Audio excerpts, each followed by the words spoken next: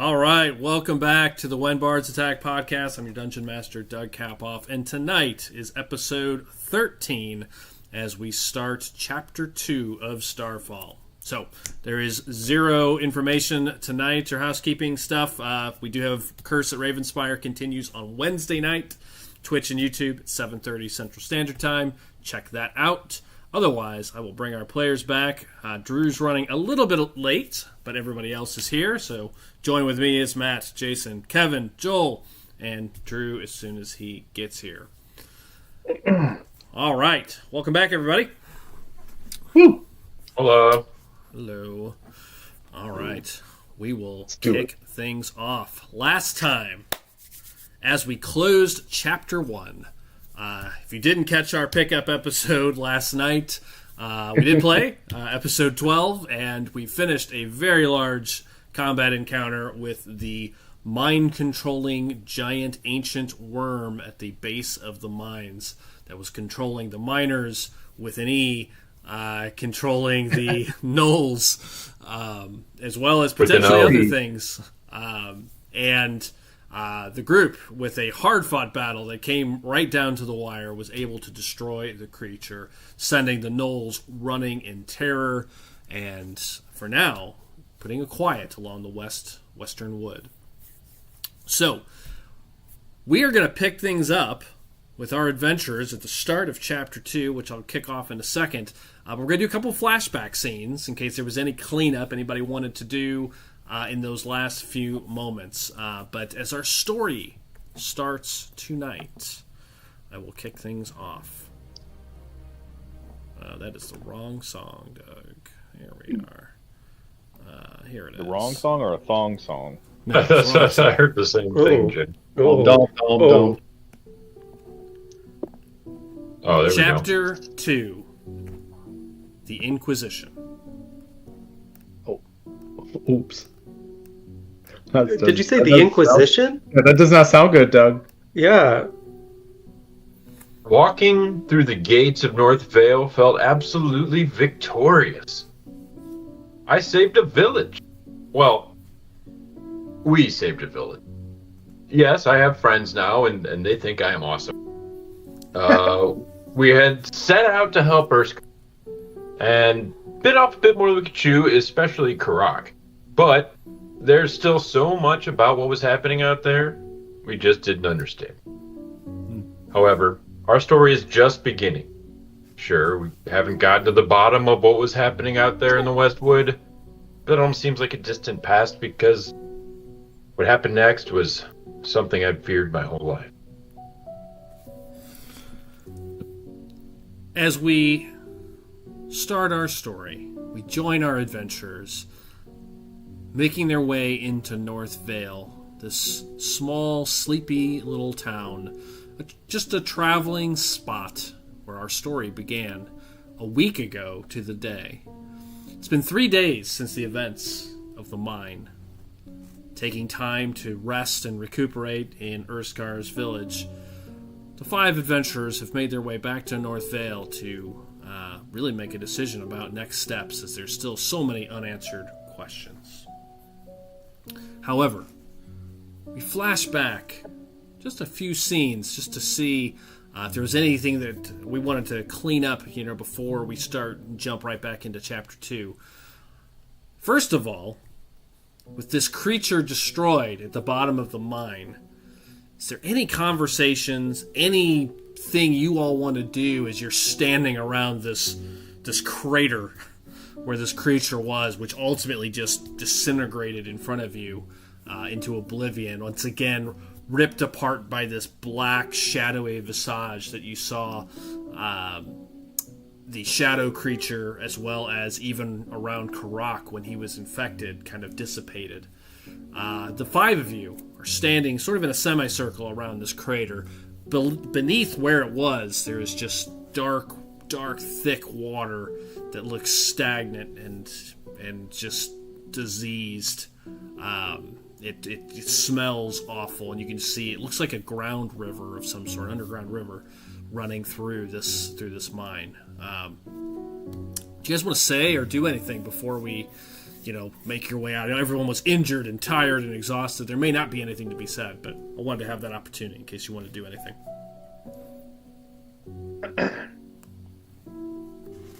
Urskar, so now that this thing is destroyed, does that mean that the pollution is gone from your village?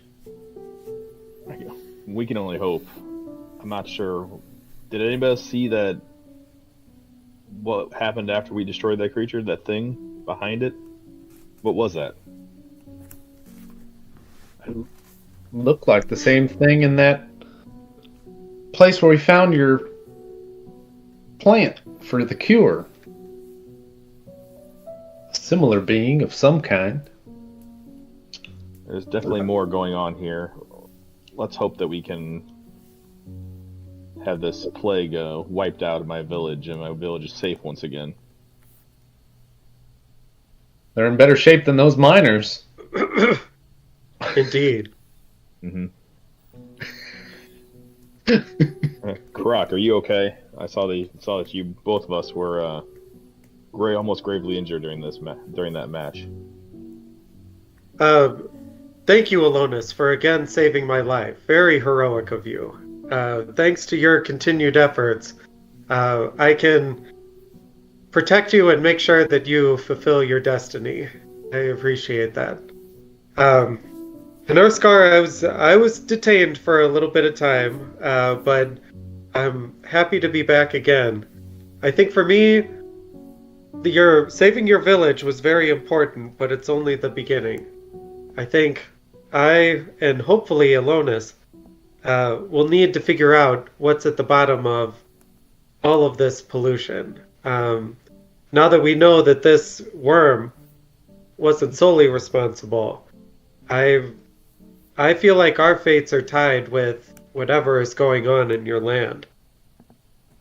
Are I they? agree as well. I'm sorry, I was using I was speaking of myself, and I hope Illonas.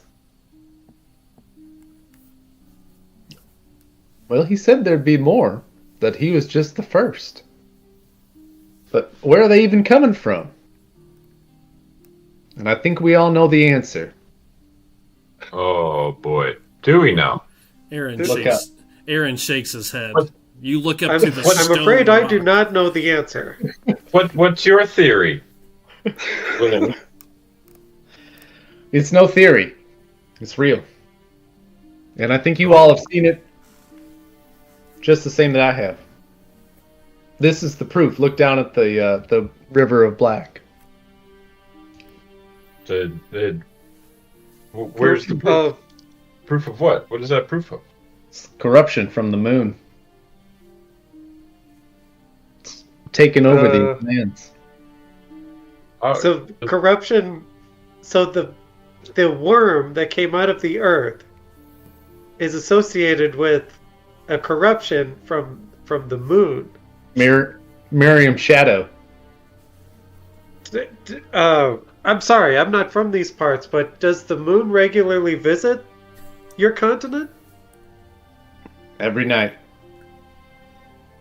You know, Willie, well, actually, my father was a bit of an astronomer.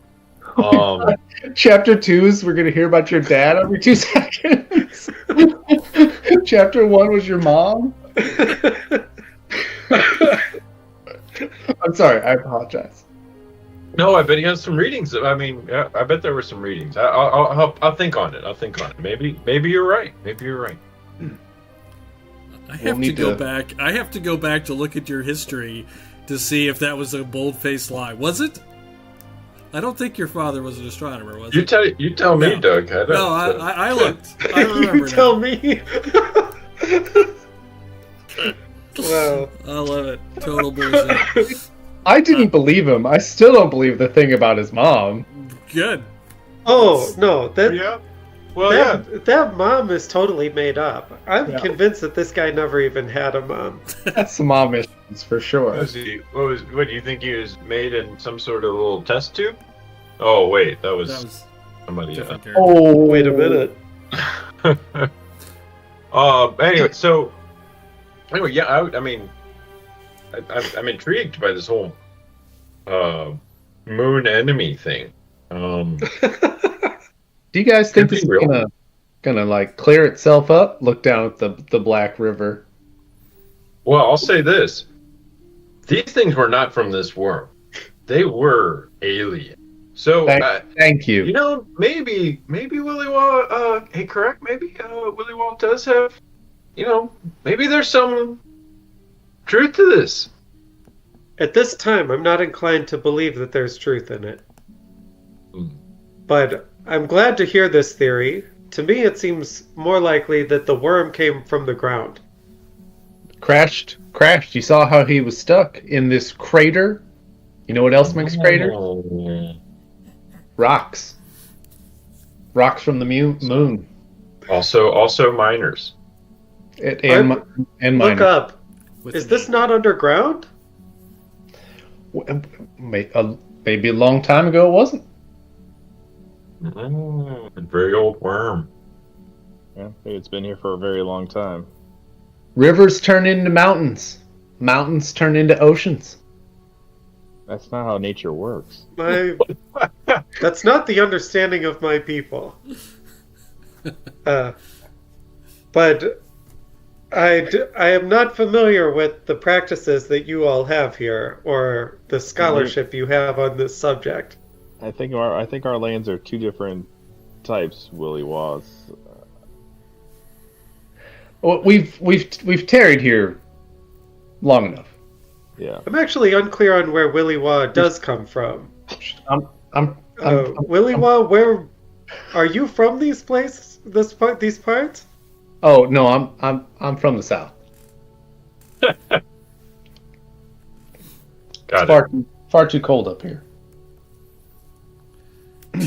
To your question, Aaron says to the, Master Willy Wah. He kind of kneels down, at the crater, looking down at the water. I mean, there's no signs that it's cleaning up now. Maybe after some time, but if you're assuming that the worm created this versus the other way around.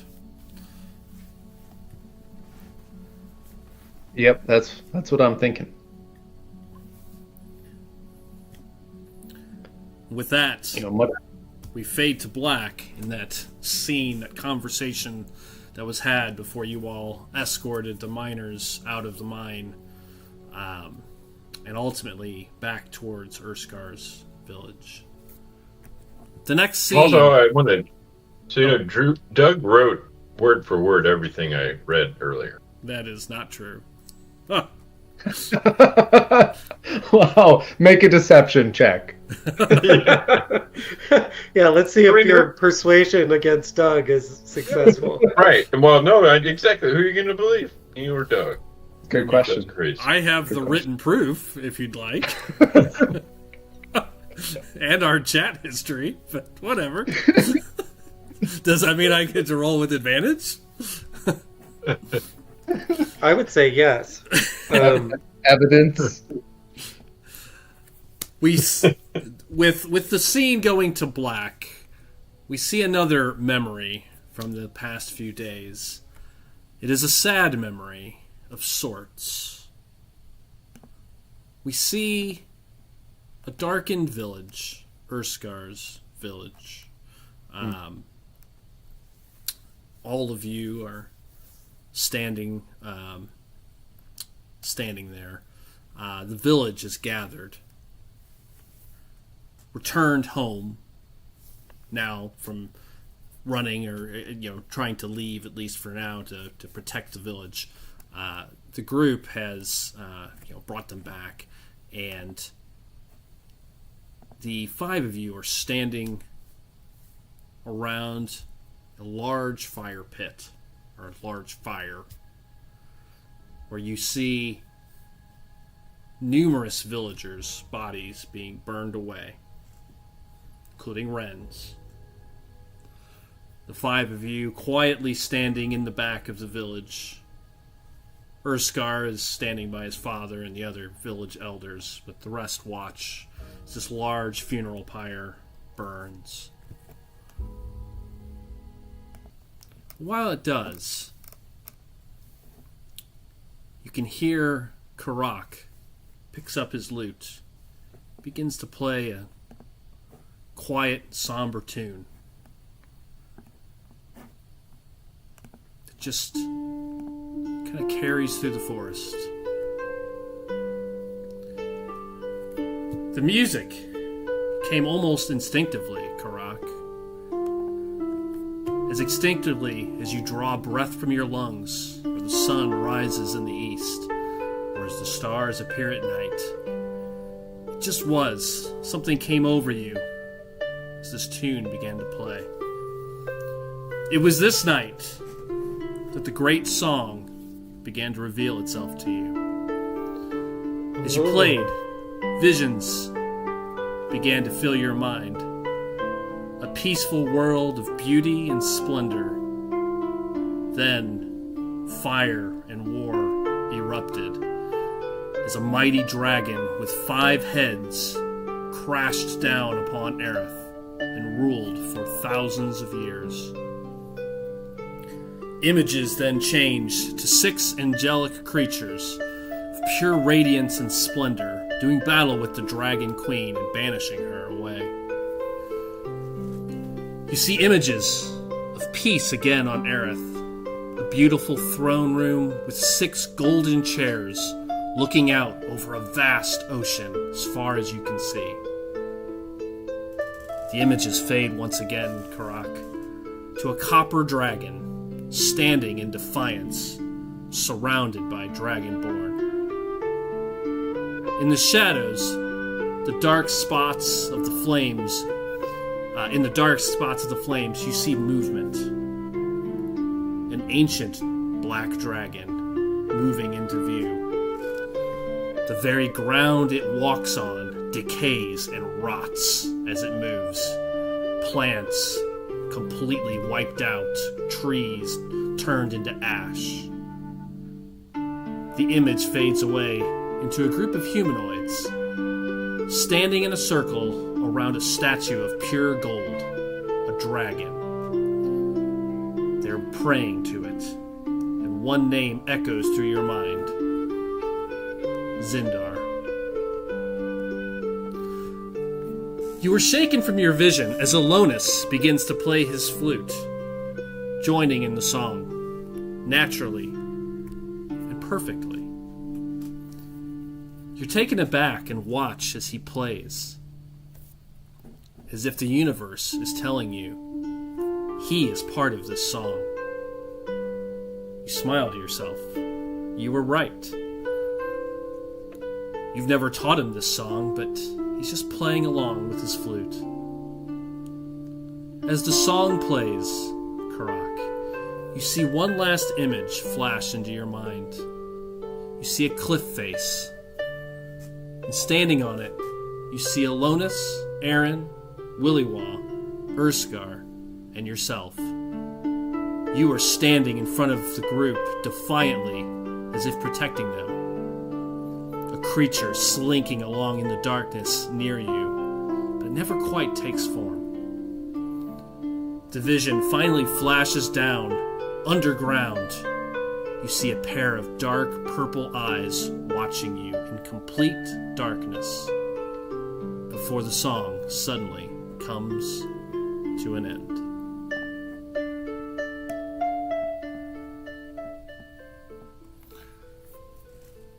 We flash one last memory over the past 3 days, helping the village of Urskar recover and rebuild. Jason, Urskar, this memory is just of you, standing with your father in front of the other elders of your village, where he tells you he's proud of you, and that you and your new friends have clearly saved this village. But he understands that there is more happening, far beyond this village. It implores you to find out what is happening in this world, in this region, in this forest, because they will never truly be safe until those answers are found. Jason, is there anything you want to say to your father, your elders, anything you want to RP in that section?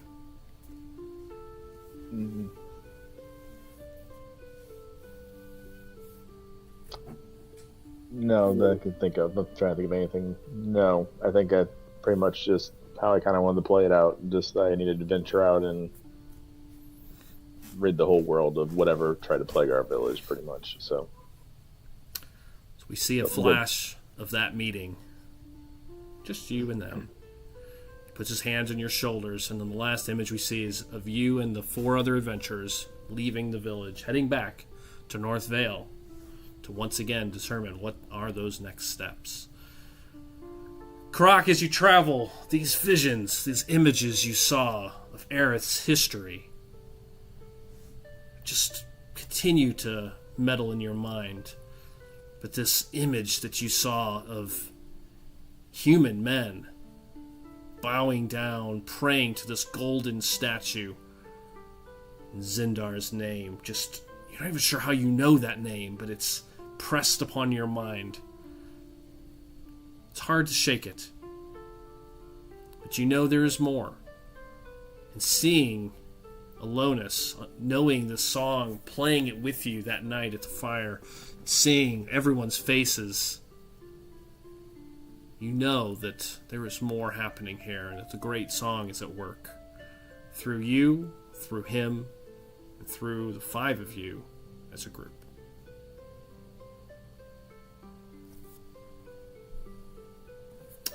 And that is officially the end of Chapter 1. Corruption.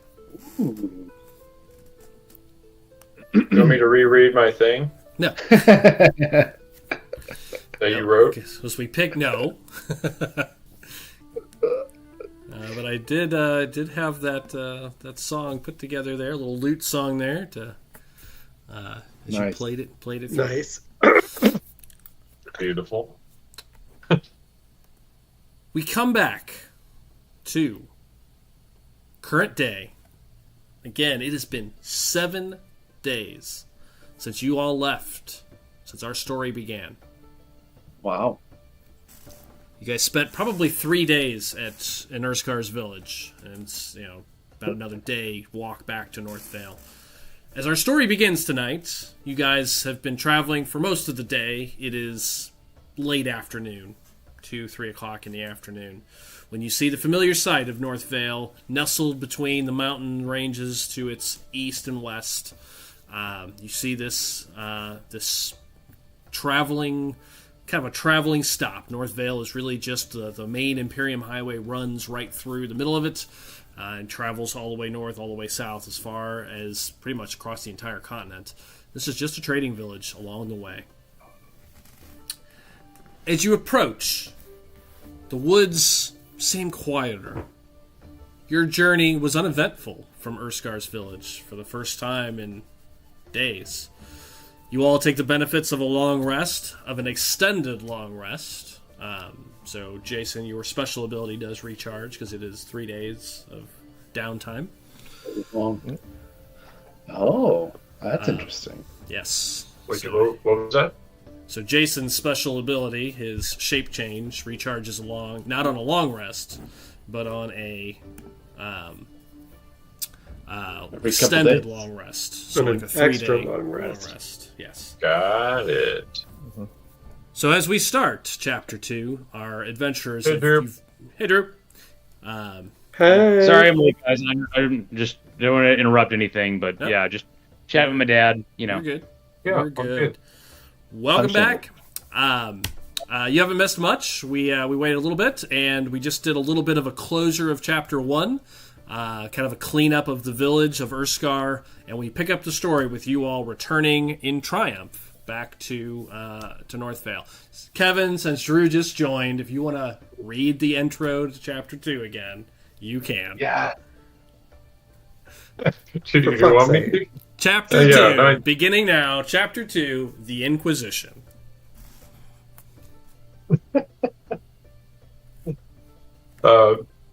Walking through the gates of North Vale felt absolutely victorious. I saved a village. Well, we saved it. Yes, I have friends now, and they think I am awesome. We had set out to help Urskar, and we bit off a bit more than we could chew, especially Karak. But there was so much more about what was happening out there, we just didn't understand. However, our story is just beginning. Sure, we hadn't gotten to the bottom of what was happening out in the Westwood, but that almost pales in comparison, because what happened next was something I feared all my life. I love that it changed between the first time you read it and this time. I noticed additional ad-libs that were not in what I sent you at the start of this, but that's fine. I just have bullet points based upon what you wrote. Wow. Wow. So but there were some important things that needed to be repeated. That is true. I agree. As we start, you've left Urskar's village. It's been 7 days since you left North Vale. The town, looks crowded and busy. It's about 3 o'clock in the afternoon. You guys pass at the far north point, right before the town. You guys do pass the large, it's like a 4-story tall guard tower. It's an ancient stone structure, older than what looks like most of the town of North Vale. You guys pass that and see the city gates of North Vale are currently open. To the right, in the woods, you can see, because the woods aren't super dense along the wall, the one wall, the western wall of the village. I keep saying village, but town. You can see the actual North Vale mine, which is the one that was abandoned, which you guys kind of learned a little bit more about that during the last couple of episodes. You see it is still quiet there. You see no activity around it as you approach. You guys are carrying a giant cart full of gnolls heads. There is over a dozen of them being pulled by a donkey given to you by Urskar's father, pulling this giant just wagon full of heads. I mean, some of them are bodies, parts of the head. It's a little bit of a mix, but it's full. And as you enter through the city gates, the reaction is quite mixed. You see some people that are just absolutely like, "Oh my God, what has happened here?" And just very surprised. But as people start to see what it is, you actually start to see almost like, "Oh my gosh, these people have saved the region. Like the gnolls have been a problem." And so it's a mix of people like, "Oh my God, I can't believe they're bringing a bunch of heads in here." But the sheer number of them is gets attention. Like people are kind of gathering around as you move into the, kind of come into the main marketplace, which is where the gates open to. There's people looking at you, talking, like you see pointing and what have you. Like there's a little bit of a ruckus as you guys come in. Again, a mix of surprise, revulsion, a little excitement, like yay, they did a good thing. It's a little bit of everything. So as you approach, you see this kind of crowd. Most of the guards are shaking their head, like, "Yes, excellent, this is great." You can see that they look pretty happy with what you've done. But you see a familiar dwarven man making his way over towards you, right in the main market square. You recognize him from when you left. What's that? I said the eel. No, that's the guy he was looking for.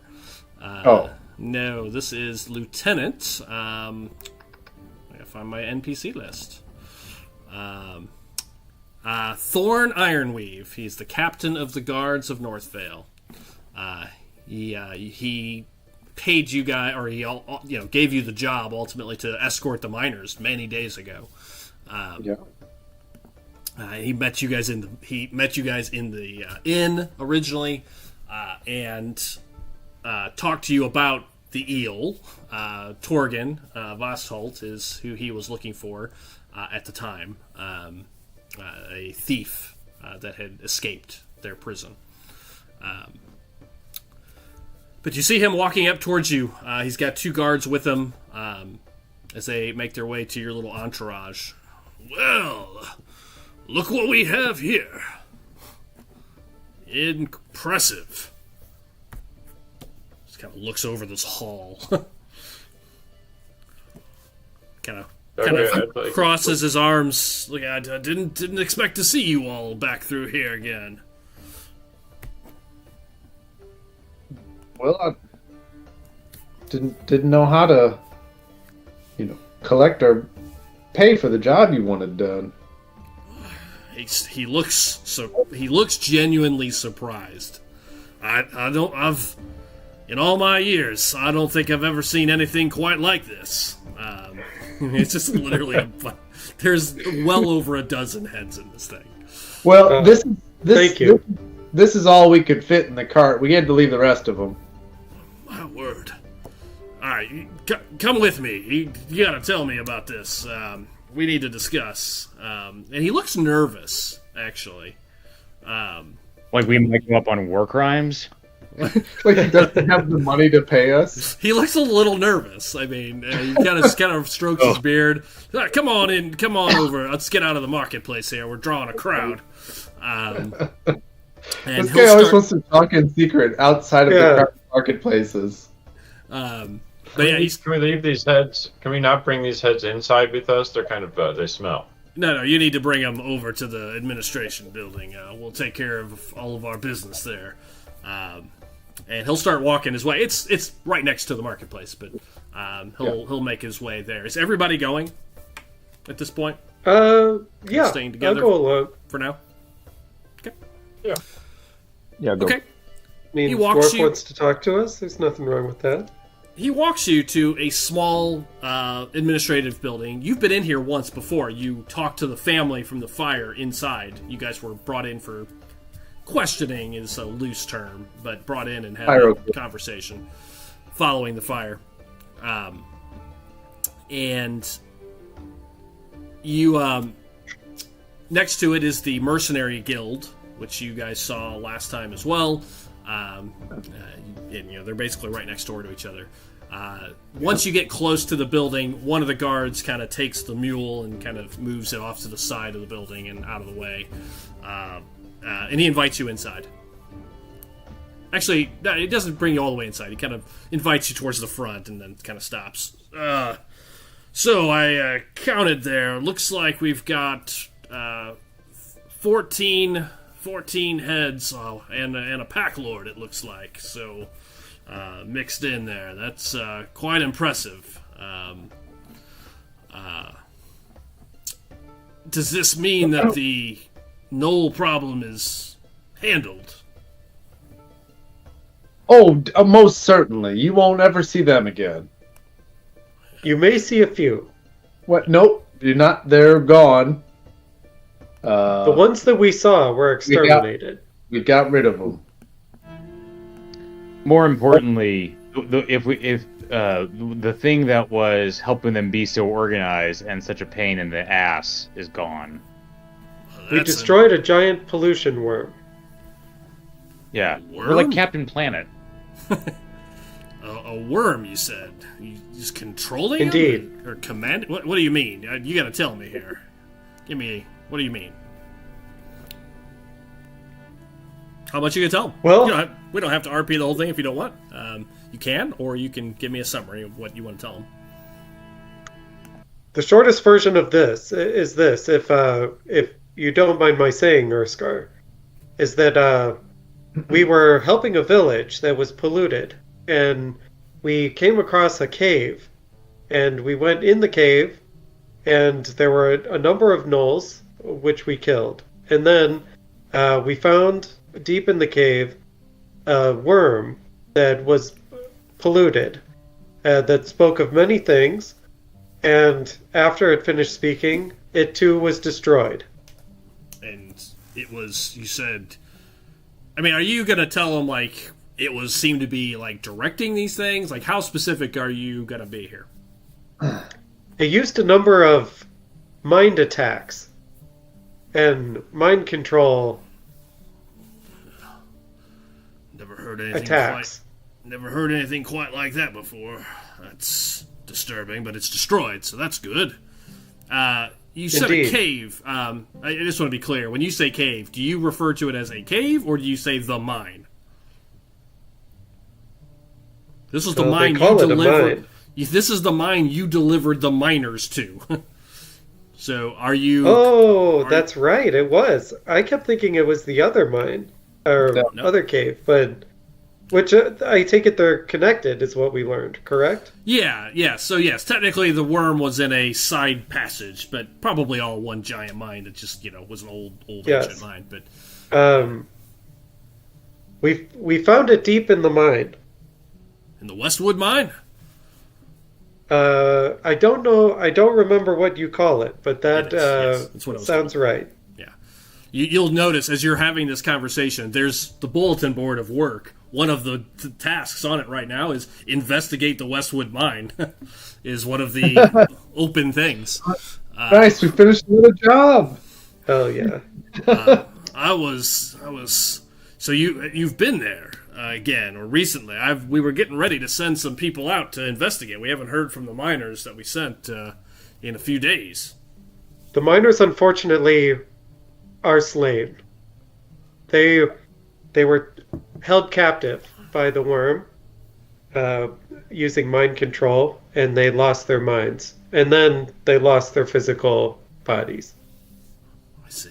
No, we saved some of them. You did say Yeah, something. not all of them. Those were not from those people were not from this village. They were actually from the forest villages around. But the actual miners were the people you found in the main mine, whose chests had been, ripped apart. Exploded. Yeah. Oh yeah, those people. Yeah. Well, So you tell 'em. I had You tell 'em forgotten the story. about that, so I don't tell him about that. Oh, okay. Either way, you told him they're all dead, so he's got the gist of it. Whether it's all the right Indeed. pieces, he gets the gist. Well, I'm sorry to hear that, of course, but he goes and rips that off the to-do board. Well, I guess that's... well, we owe you quite a bit. With that note, I will tell you guys, your renown just went up 2 points, as you guys have just addressed Waha. 2 different issues. Which, for those listening, if anyone's listening, we are doing a special renown thing, which the higher your renown gets at any particular village or town or city, will give you certain perks. So that puts you guys, just so you guys are aware, I will tell you where you guys are at in this city. Homebrew rules. At level 3, Trusted Ally. So you are now considered a trusted ally whose renown is spread to potentially even neighboring areas, not yet, but will. Access to restricted areas, nobles, local magistrates, larger favors, benefits.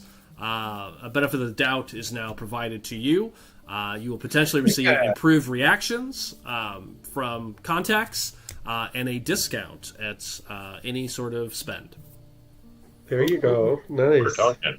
And Doug, just my hair is currently still red. Illonas' hair is still red. And also, he, as you noticed, he was very quiet and did not make much of a fuss of himself during the conversation. Yeah, just stay Stayed quiet. in the back.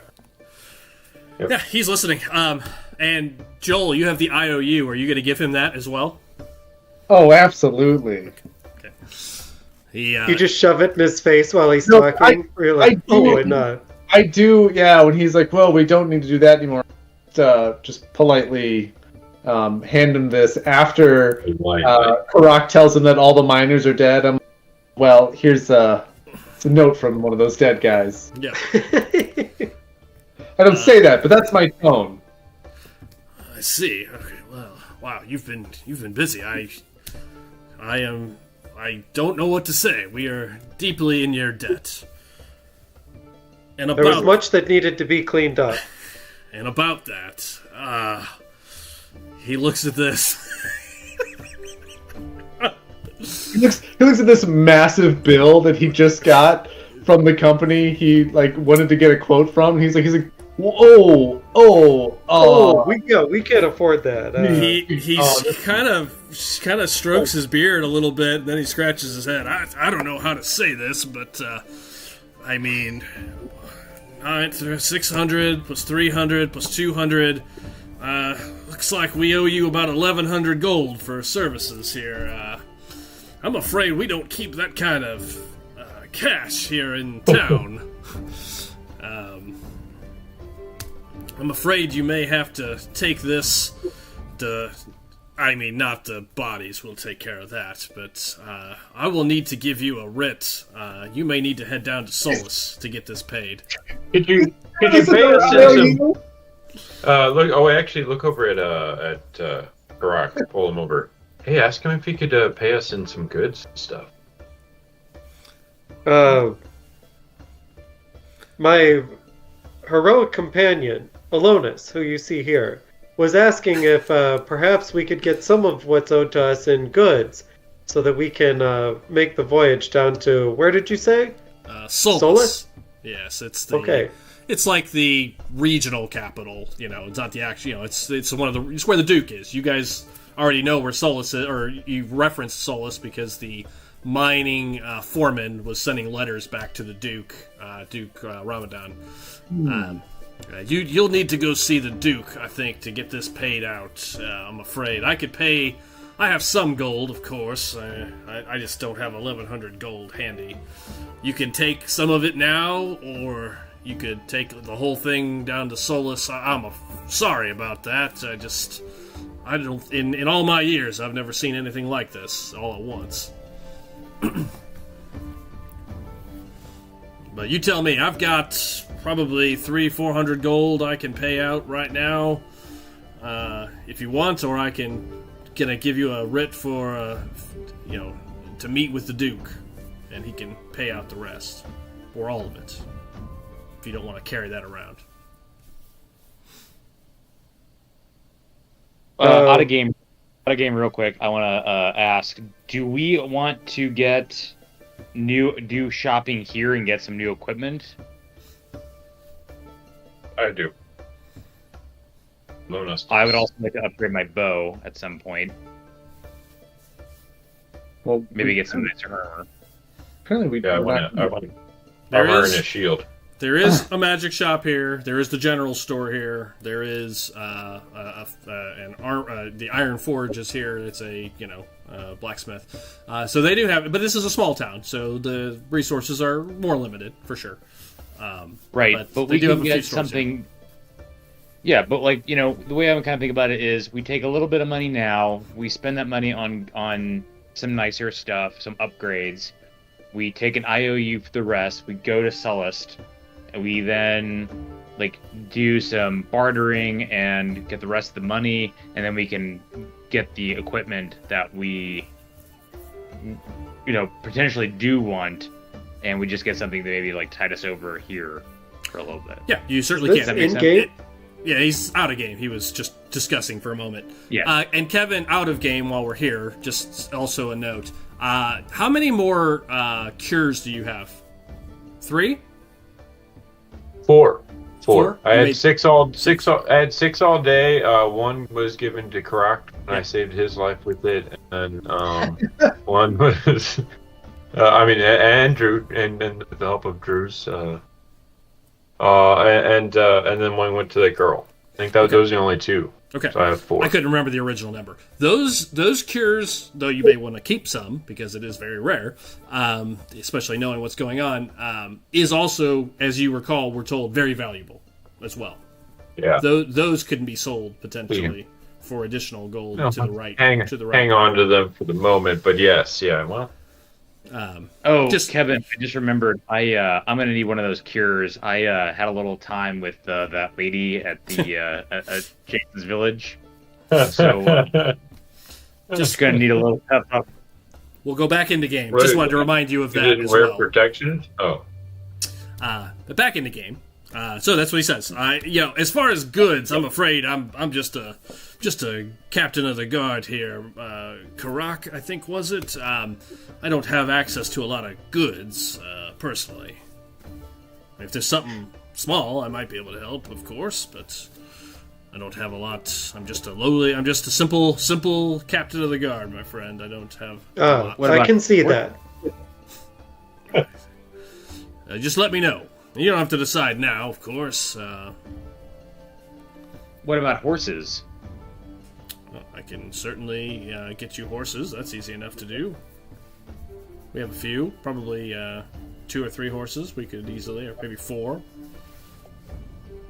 I would love a horse. Oh, God.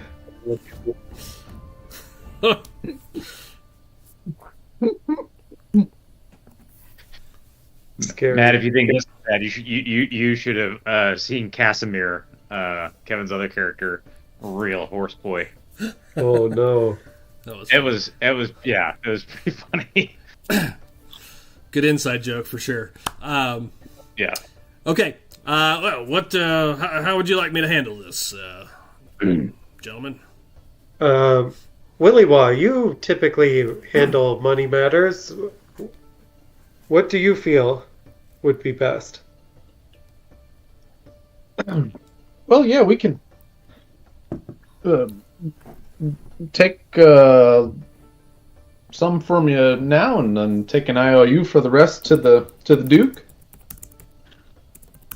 Oh, plus he's going to pay you for the mine job since you guys technically did it. So he owes you 1,300 gold. Okay. All right.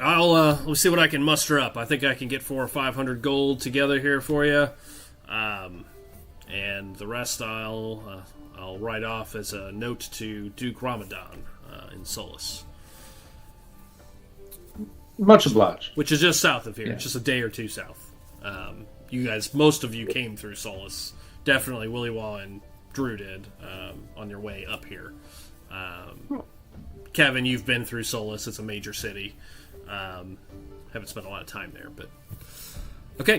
All right. Well, he goes inside for a minute or two, comes back out with a giant sack of gold, and he will hand you guys 500 gold and a IOU for 800. For 800. So, someone write down the IOU 800. Joel, can you write that down? Sure. 500 gold. There's 5 of you, so for now, each of you can just add 100 gold to your sheets. You guys may decide you want to pool money for some things. That's up to you, but for now, everybody take 100 gold. Will do. He pays you out individually. And as he's putting the gold, the last bit of gold in your hands, he's still just kind of talking. While you were out there, you didn't come across any more of these bandits, did you? We're still looking for that Torgan and this bandit king that claims to be out there in the Westwood. You didn't stumble upon them, did you? What is a physical description of him again? Torgan, silver-headed, dwarf, human, male. He gives you a description of him. You've seen him before. He attacked you guys when you guys in the session 0. Yes. We did bump it. Oh, go ahead. Sorry, Matt. Yes, we did see some bandits. I see, but not Torgan, nor... We did not see Torgan. Not recently. A little bit ago we did. Well, it's not here on the board, of course. I wouldn't ask anyone of this, but you are clearly capable. We are certainly trying to find this bandit king's hideout, wherever it is, out in the West Woods. So if you're interested in more work, I hate to even ask when I can't pay for the jobs I've got here, but I can assure you the kingdom is good for it.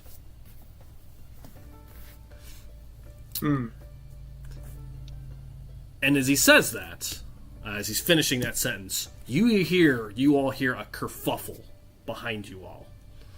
Uh-oh. Like a crowd of you hear voices, you hear a bunch of horses riding, you hear the sound of like a large force moving in.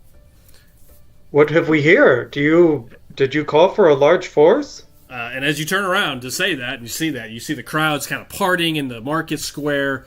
You see a group of about 20 knights riding up the main drag.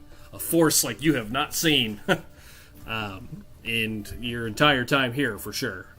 You're fairly certain there might only be 15 or 20 guards here in this like whole town. And you see 20 of them riding up right into the main marketplace. These are not North Vale Knights either. As you see this group kind of fill into the town square, and everybody's backing out of the way. Not that's not his name. Torgon. Sorry, I got the thief's mind in my brain for a moment there. What's his name? Thorn.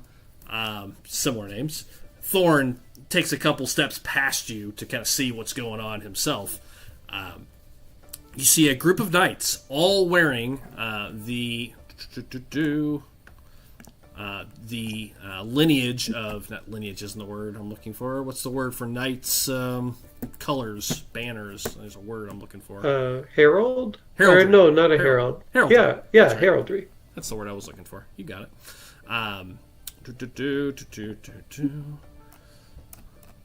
You see the heraldry of Caldisa, the capital. All coming through. There are 18 of them.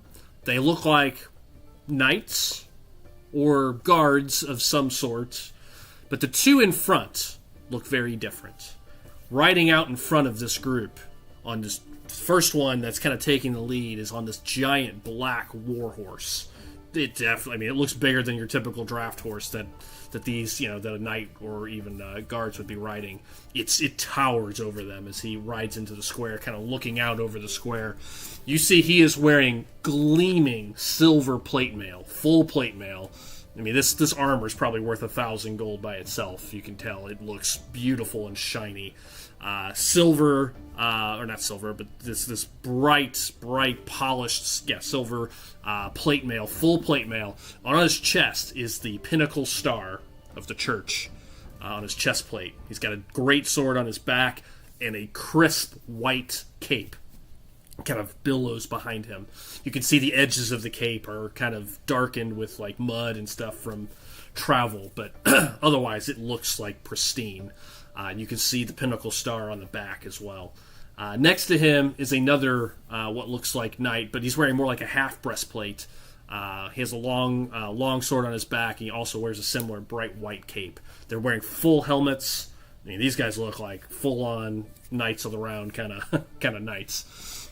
As they ride in, and Thorn kind of walks forward to see what's going on. What's going on here? He stops, looks down at Thorn, sees you all, but just kind of looks out over the crowd. You see this one that's in front kind of prances kind of to the forward.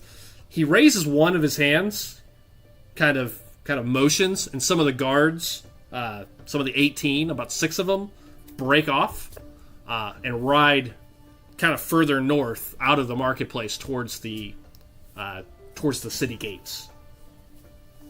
While this is all happening, as they kind of ride in and you see Thorn walking away from you all, what are you guys doing, if anything? But the crowd is kind of gathering. As you can tell, he's waiting for the crowd to quiet. You can see he's just kind of looking out over the crowd this night as the guards are all just kind of in a semicircle around him. Say riot or quiet? Quiet. He's waiting for them to quiet. You see a lot of people talking and what have you. You can tell he wants to address the crowd. You can just tell the way he's kind of riding, kind of in circles, looking over the crowd, kind of waiting. Kind of puts his hand up. What are you guys doing? What's happening? I sent you a message on Discord, Doug. Okay, hang on. Illonas is currently hiding behind Karak. Okay, you just kind of disappear behind him. Oh, we shouldn't run away this time. We're moving steps in the right direction. Yeah, exactly. That's productive. Yeah. It's also funny that you think Karak could save you. No, I'm not looking for protection. Just something larger than me that I can. So I get a little lost in the crowd is what I'm trying to do here. Got it. How dare you, Joel? But understood. Is anybody doing anything of note? I'm staying behind Thorn. Okay. I'll ask Urskar. Are you familiar with these? I'm not familiar with these lands. Is this a common practice for people to just traipse into a town and put their hands up? It is quite unusual. I don't have much interaction with the big towns outside of some trading, so this is kind of new to me as well. Hey, Karak. Can you stop announcing me to people, please? I was not in the process of announcing you right now. Good. You did it back in the with Thorn and Yes, it was my honor to announce you with Thorn. don't do that, please. Oh, you don't want the honor of being announced? No, yeah. I just want to, I'm very humble. I'd like to, I don't need the praise. That's very heroic of you. I will do my best to remember not to announce your deeds in public. Thank you. While that conversation's happening, unless anybody's doing anything of note, so it sounds like you guys are just kind of having this dialogue. Illonas, you're trying to kind of disappear. I responded to everybody's texts that's sent me texts. You just stay behind Thorn. Thorn walks forward. What's the meaning of this? He kind of like he's asking who it is. You're like, what's the meaning of this? My name. And you hear him just answer, not to Thorn. He looks like he's towering over him right now anyways, but he just kind of answers to the world, not to him specifically. Nice. Find my notes. Sorry, I got lost in there. My name is Lord Farron Ladash. This is my apprentice, Ulrich. He says, you would recognize him, Drew. These are Knights of the Celestial Temple. These are Knights of the Church. Full-on wizard warriors, For our game, these guys are basically like Jedi. They're trained in physical combat as well as magical combat in some dual classy kind of way. As the Church controls magic, most people that work for the Church have access to magic, or that's why they work for the Church. The Celestial Knights are just so before you say that. Yeah. So you would recognize that. Kevin, you would know who they are. Clearly, these are Knights of the Celestial Temple. Drew, you definitely would, for certain. These are essentially what they look like, dressed in full gear like this, with weapons and armor. These guys are likely the military branch, as the Church has numerous branches. There's sort of your more typical clerics. There's your kind of military arm, as well as an inquisitive arm as well that kind of searches for things, typically, or looking for errant magic and that kind of stuff. This looks like more like the military arm for certain. Kevin, you were about to say something before he continues his speech? Oh yeah. Begin to start stealthing away. Okay. So, what does this look like? After I have the little conversation, because you kind of imagine. He's talking. There's a crowd gathered. You are basically right off of the main market square. What are you trying to do? Kind of just disappear into the crowd and leave? Disappear into the crowd and listen? Kind of color this out for me a little bit. Pull off my hat. Disappear into the crowd. Use a sleight of hand to snag someone else's. Like if there's somebody's like a scarf or something. On someone, pull that off and cover my head with it. Okay. And then use that as a disguise to hide in the crowd so I can. Okay. So, but you're staying in the crowd. You're just kind of listening. I'm staying in the crowd, moving towards the back of it, and yeah, a little sleight of hand, snag something off of someone that can help cloak my face a little better. I would like you to make, I gotta pull up my sheet, a stealth check, please. Stealth? Yep. That is a 19. 19.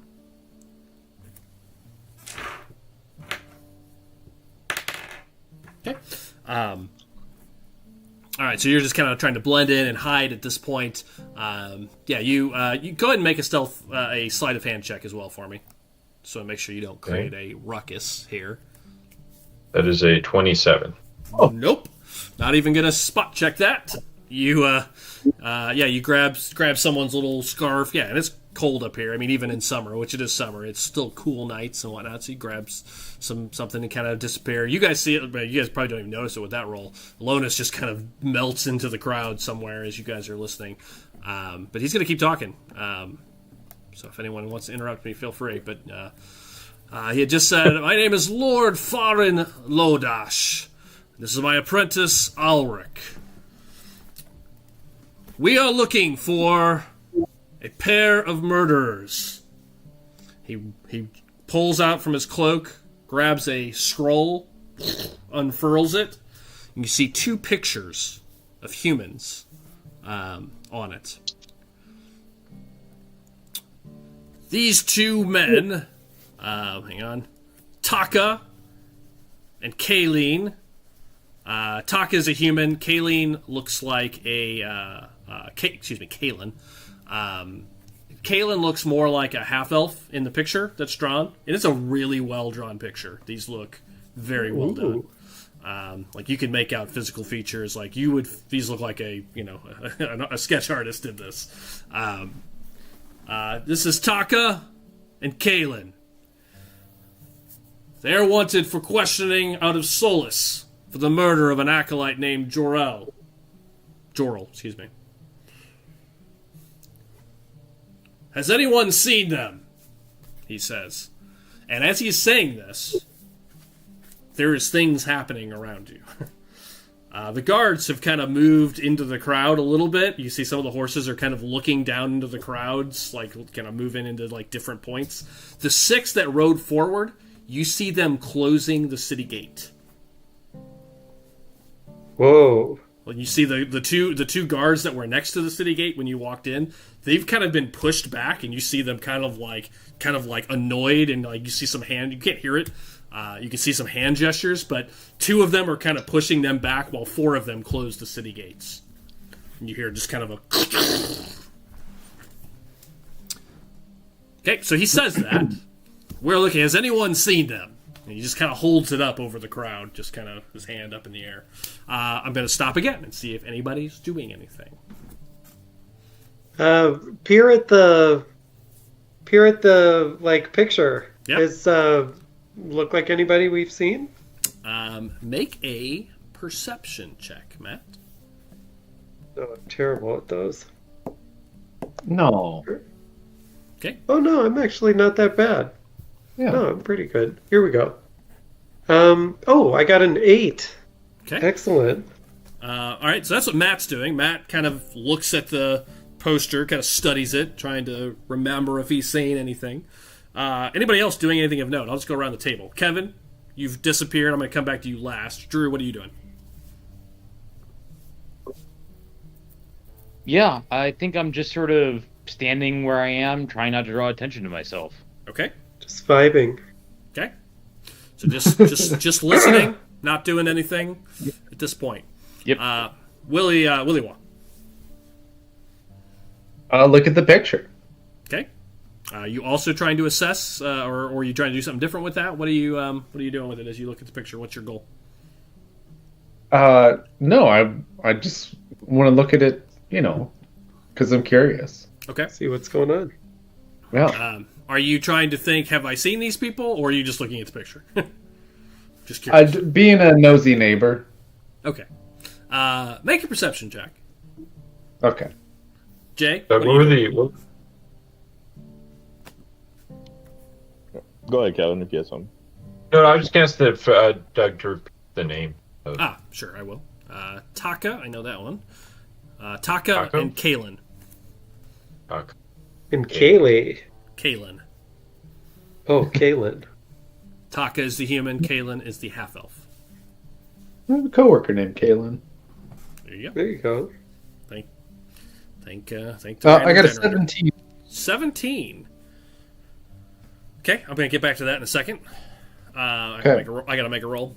Jay, what are you doing while this is going on? So I'll be next to them. I was planning on just looking at the picture and see it once I was planning on doing the same as Matt, basically, just seeing if it looks familiar at all or anything I would have come across so far since I just kind of left my village kind of thing. You're going to study it and kind of try to think back. Have you seen anybody? Go ahead and make a perception roll then as well. while I am checking those.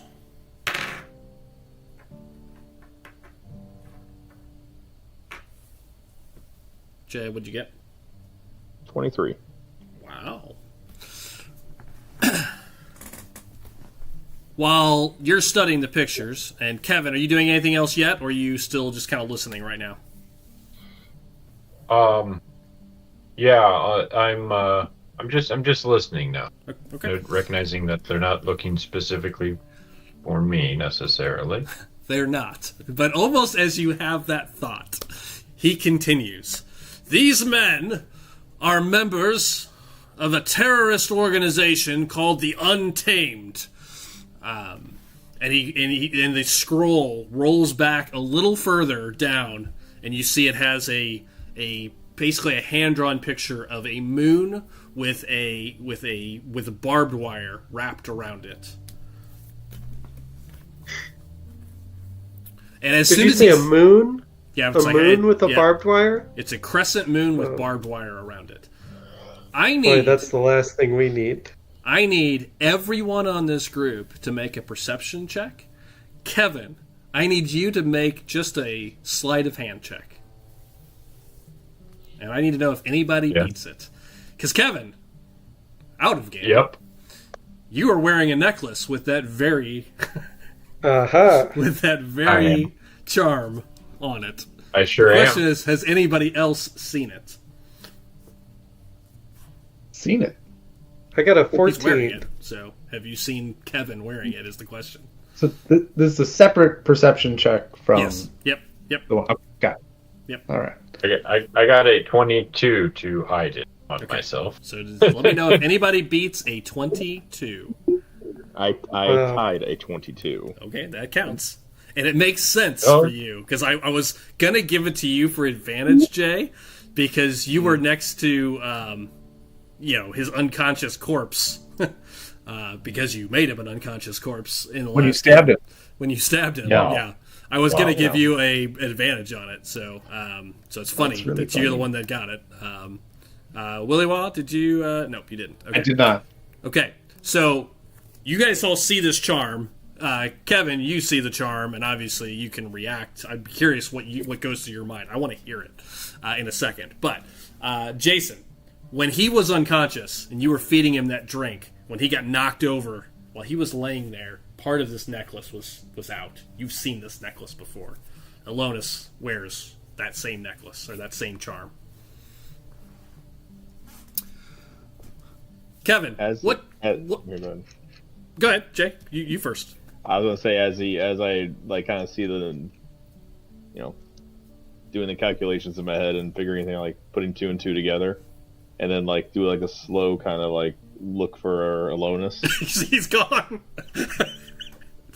Yeah, he's just kind of like slowly look around, trying to be obvious like I'm looking for somebody, just kind of like casually looking around, and just making note and whisper in Croc's ear. Hey, have you seen Illonas? Illonas, he's right here. Oh, look. Illonas! Illonas! Oh. He's gone. I love this bit every time it comes up, by the way. I think we need to find him rather quickly.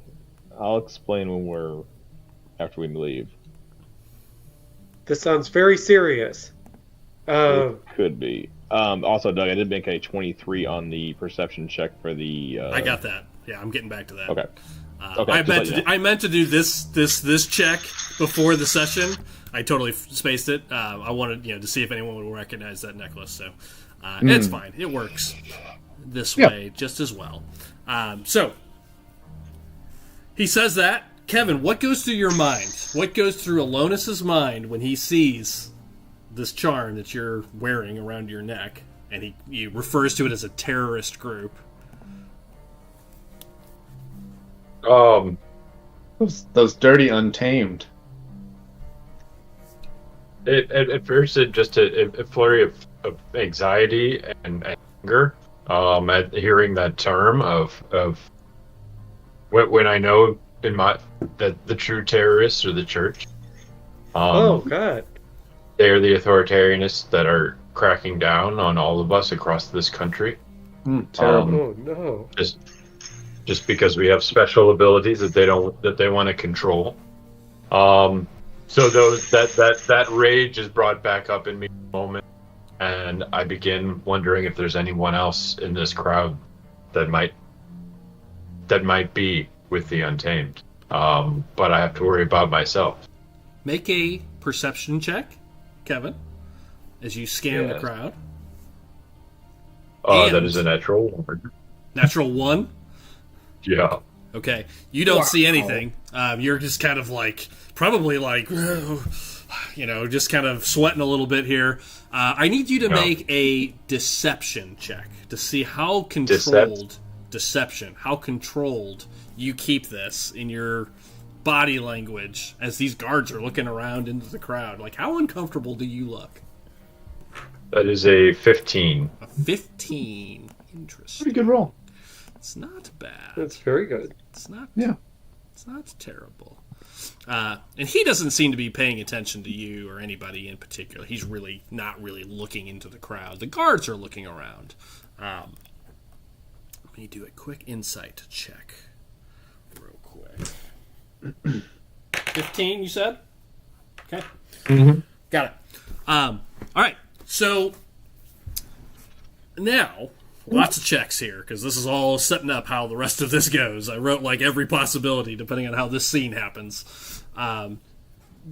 Jay, while this is happening, and he's going to keep talking, I'm gonna say his next sentence, and then I'll tell you what you see. He then says, kind of looks, waiting for an answer. Nobody's answered yet. Until we get to the bottom of this, we believe they are here in this village, in this town. The town of North Vale is closed. No one comes, no one goes until we finish our investigation. We will be meeting with everyone, he says, his voice almost echoing through the crowd, through the courtyard. The cobblestone sort of echoes his voice. We will be meeting with everyone. Jason, what you see with your 23 perception is as you're looking across the crowd, you spot Taka. Absolutely, you pick him out, you see the picture, and you see trying his best to hide. He rolled a 21 to hide. You see his face sort of covered. He's wearing a hood, human, short blonde hair, but he looks darn close to what Taka looks like on that portrait. And he's should have dyed his hair. Should have. You see him kind of. What probably catches your attention is he's moving out of the crowd, trying to very much like Kevin did, trying to kind of disappear back further into the crowd. But that's what you see at current. Now, the last group roll I need everybody to make is one more perception check from everybody. Right, here we go. Oh, I got a juicy 13. Okay. Hot. A 14 for me. 26. Nice, good roll. 27. Wow. Holy. Damn. I have a plus fine. 9. I have a plus 9, so. I'll do what we were all thinking. I got a 6. Nice. Yes. Wow. Bring up the rear. Okay. So the two that rolled over 25, interesting. Whoa. Because that was the roll I made. So two of you got it.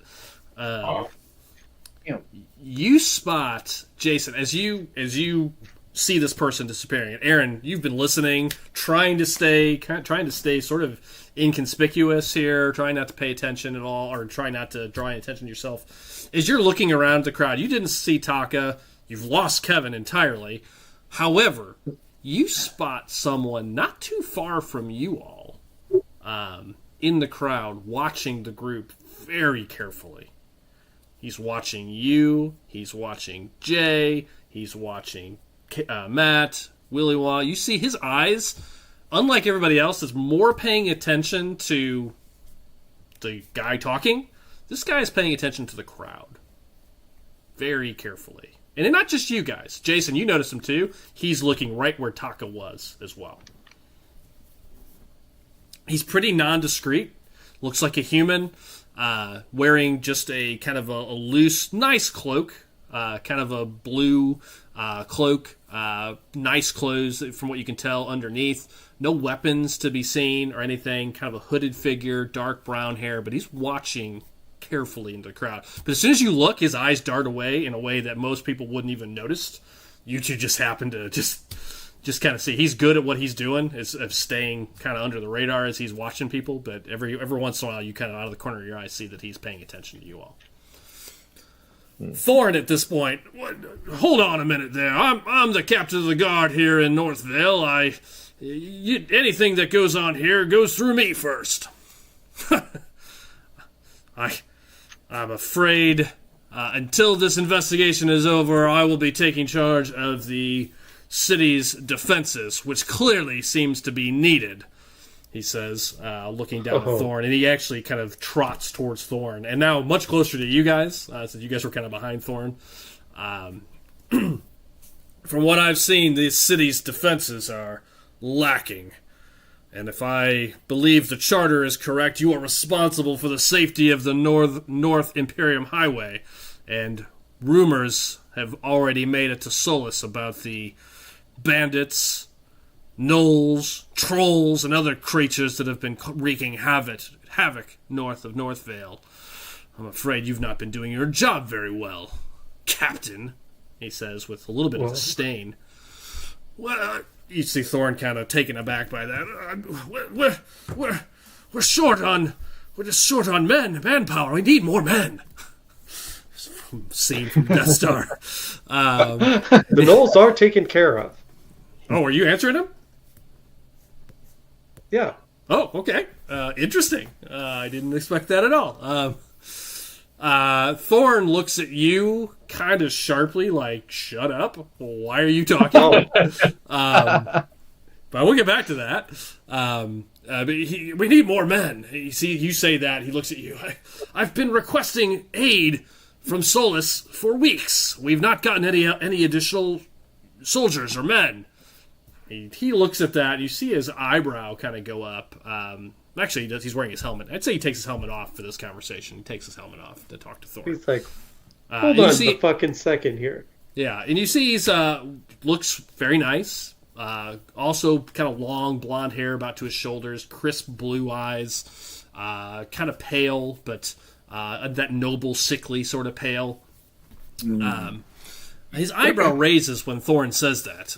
I'm not aware of any requests for troops from Solus. Interesting. No matter.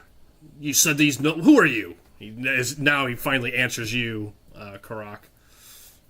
Exactly. Oh, he's nobody. He's nobody. Just some hired help to help keep the roads safe. That's all. I am Karak. I was not hired. But, I did accept money afterward. But at the time, I was not hired. But we did happen to come across the gnolls, and they were slain. That's good to hear. Pathetic that you have to hire mercenaries to keep the roads safe. He just kind of shakes. I was not hired. He looks at you, kind of raises an eyebrow. Looks at you, Willywa, at this point. Kind of sees you. Gives you a real hard look at this. I'm just staring dumbfounded at him like, what's this guy's deal?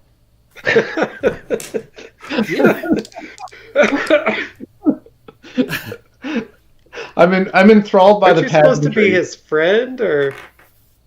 And he stops. He looks at you. Looks at your robes. And who are you? My name is Willywa. What was your name again? Shit, I gotta look at his name. I'm Lord Farron. Wasn't aware of any priests. Really was? I wasn't aware of any priests assigned to Northvale. Priest assigned? The church is right over there. besides the priestess? Why are you here? Oh, just traveling through, doing the Lord's work. Praise Eos. Deception roll, please. Perception roll? Deception. Or performance, whichever's higher. What do you mean? I am just traveling through doing the Lord's work. I got a 24. Wow. I got a 13. He believes it. I see. Yeah, that checks out. Yeah, that's all right. Yeah. Got it. He's like, sure, yeah. I mean, they do. Yeah, They doing are the Lord's work. They travel around. That's what they do. I mean, that's not. Yeah. That's the. This guy's literally traveling. Yeah, he's literally just traveling up from Solus or Caldesia, absolutely. I'm not sure. Interesting. He just gives you a nod, like a, nice to see you kind of nod. Give him a nod. I'm afraid we'll get you on your way, Master Willywa, was it? You see him kind of stumble over the words. It's an unusual name. Hopefully I won't keep you too long. Best of luck. I sure hope you find these ne'er-do-wells. And you're sure they're here? I'm quite positive they came through here. Well, they will not stay hidden from long because Eos's light shines upon all of us. Indeed. Blessings of the seven, Father. He nods. 7 blessings to you. He trots back towards the middle of the crowd where a couple of the guards and his what appears to be Drew. You would recognize the person with him is probably a junior knight, probably a Padawan, basically. Kind of you see some conversation happening, and the crowd kind of get a little uneasy, but is starting to kind of go back to start to disperse a little bit. And I'm going to turn it back to you guys. What do you guys want to do? Illonas is missing. Urskar, you saw Taka, and then you two saw someone paying attention to the crowd and to Taka, and that's everything you guys know. So I've done all my checks. What do you guys want to do? Thorn just kind of looks pissed, as being just sort of like, someone just went over his head pretty much. You see him storm past you, back to his administrative building. Nice. Well, God damn it. You just see him kind of... This deal's getting worse all the time. Yeah, pretty much. But he heads back. He heads back inside and slams the door. Nice. Leaving you guys there, and the guards kind of scattered around for the moment. What do you guys want to do? Illonas! Illonas, you hear Karak yelling your name. Idiot. All right. I say under my breath. Begin to make my way out of the crowd and down like an alley. Okay. You do. There's plenty of little shops and stuff here as part of the main, main North Vale area. I will once again put the North Vale map back up. Go down the alley a bit. Try to go into the back door of like a shop or something. Okay, sure. There's little shops and whatnot. All right, so that's what Illonas is doing. He just disappears, doesn't say anything, or disappears away from Matt. What are the rest of you guys going to do? The four of you are then left alone. For the moment, at least. Turn to everybody. Well, looks like we're going to be here a day or two.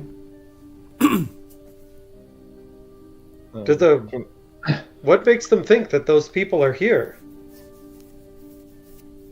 Oh,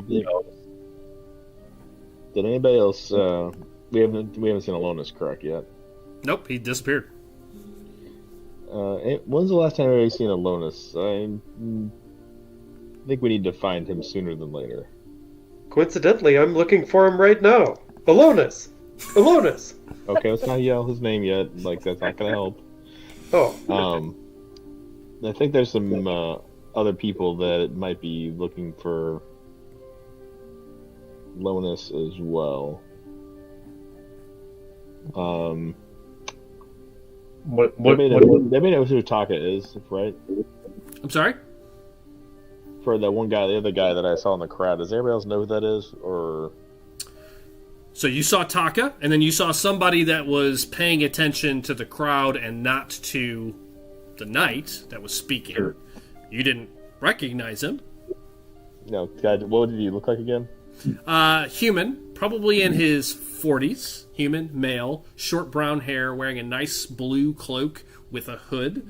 Nice, not fine or noble's clothing, but nice. Well-to-do traveler's clothes of some sort. And as you kind of think about that for a minute and look back, he has vanished from the crowd.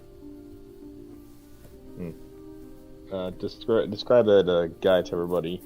Mm-hmm. I think this is somebody of importance we might need to find along with Illonas. Is it a friend of First Illonas? off, we'll see. I think it's somebody who's looking for him and others. Let's first off, let's find Illonas. We can talk to him and maybe figure out what's going on. You think Illonas might know something about these two people? There's a good possibility. Are they friends? Alright, we'll ask him. So you guys are like right here. I'm going to highlight on the map. Kind of right at the edge of the admin district is this little small building is pretty much right there off the main market is where Thorn went back inside. Kevin, there's a few shops in this admin district kind of at the edge. It kind of blends the two. You've kind of made your way into one of these, a small knick-knack shop of some sort. Okay, so what are the four of you going to say or do? What's your next action? Can I do a perception check to see? I already did to see Illonas. I guess start looking in a journal. Let's start looking for Illonas. But let's stay together.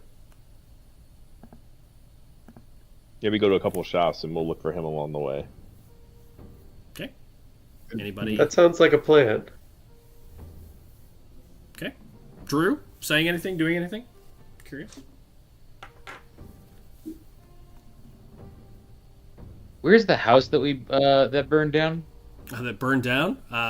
So the inn is up in the main market, so the house was right behind it, so it's probably right around there. Gotcha. Kind of in that region. And then when the bandits who were like the one that escaped, which direction did they take off in? This way. The west. Gotcha. Into the trade district. Okay. Well, if Illonas is smart and they want to get away from these guards and stay under the radar, their best bet is to get out of town. And if all the main entrances are covered and closed, they're probably going to look for the way those bandits got in. That's a good point. It's an interesting supposition. But maybe he's just in the bathroom. That could also happen. Illonas maintains a powerful stream. Wow. Let's go to a shop real quick and let's look for Illonas along the way. Okay. All right. If everybody's good with that course of action, you guys start making your way into some of the nearby shops, looking to see if you can spot him. He's definitely disappeared into the crowd. Kevin, what are you doing? Illonas, you ran into one of these little shops? I'm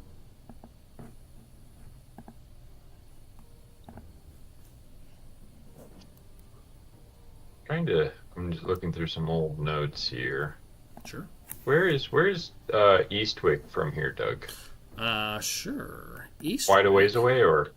Yeah, so Eastwick. I go to my my main map for a moment. It's to the west. Yeah, it's to the east. Eastwick. It is south of Solus, and east. It's southeast of Solus. It's a long way away. Okay, long ways away. Probably 25, 50, 75, 100, 150 plus miles. And just as a reminder, I don't have it anywhere on my sheet. What is Ghost Step Water? It is that special. It is in your notes. You have one charge of it left. It will hold on. It's in your character notes. Oh, never mind. I see it above what it is. Okay.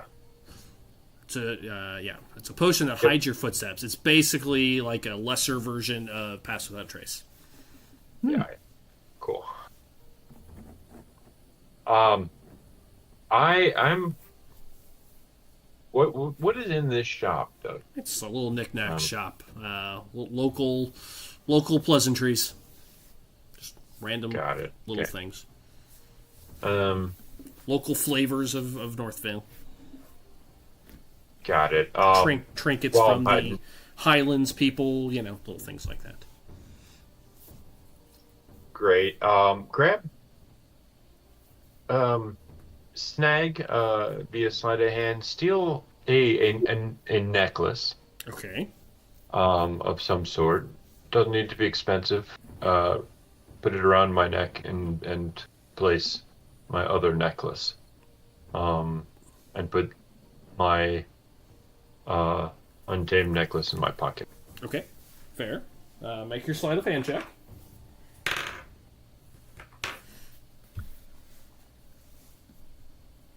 Oh, 13. Okay. You grab a necklace, and what are you heading out? Mm-hmm. And then head out the front door. Okay. You head out the front door, and just to keep things neat and tidy here, you're not far from where the group was. You see them moving out of a shop, one of these small shops. They're kind of in the main street. Looks like they're looking for you. Kind of looking around. You can clearly tell their eyes are darting back and forth, trying to find you as you come out.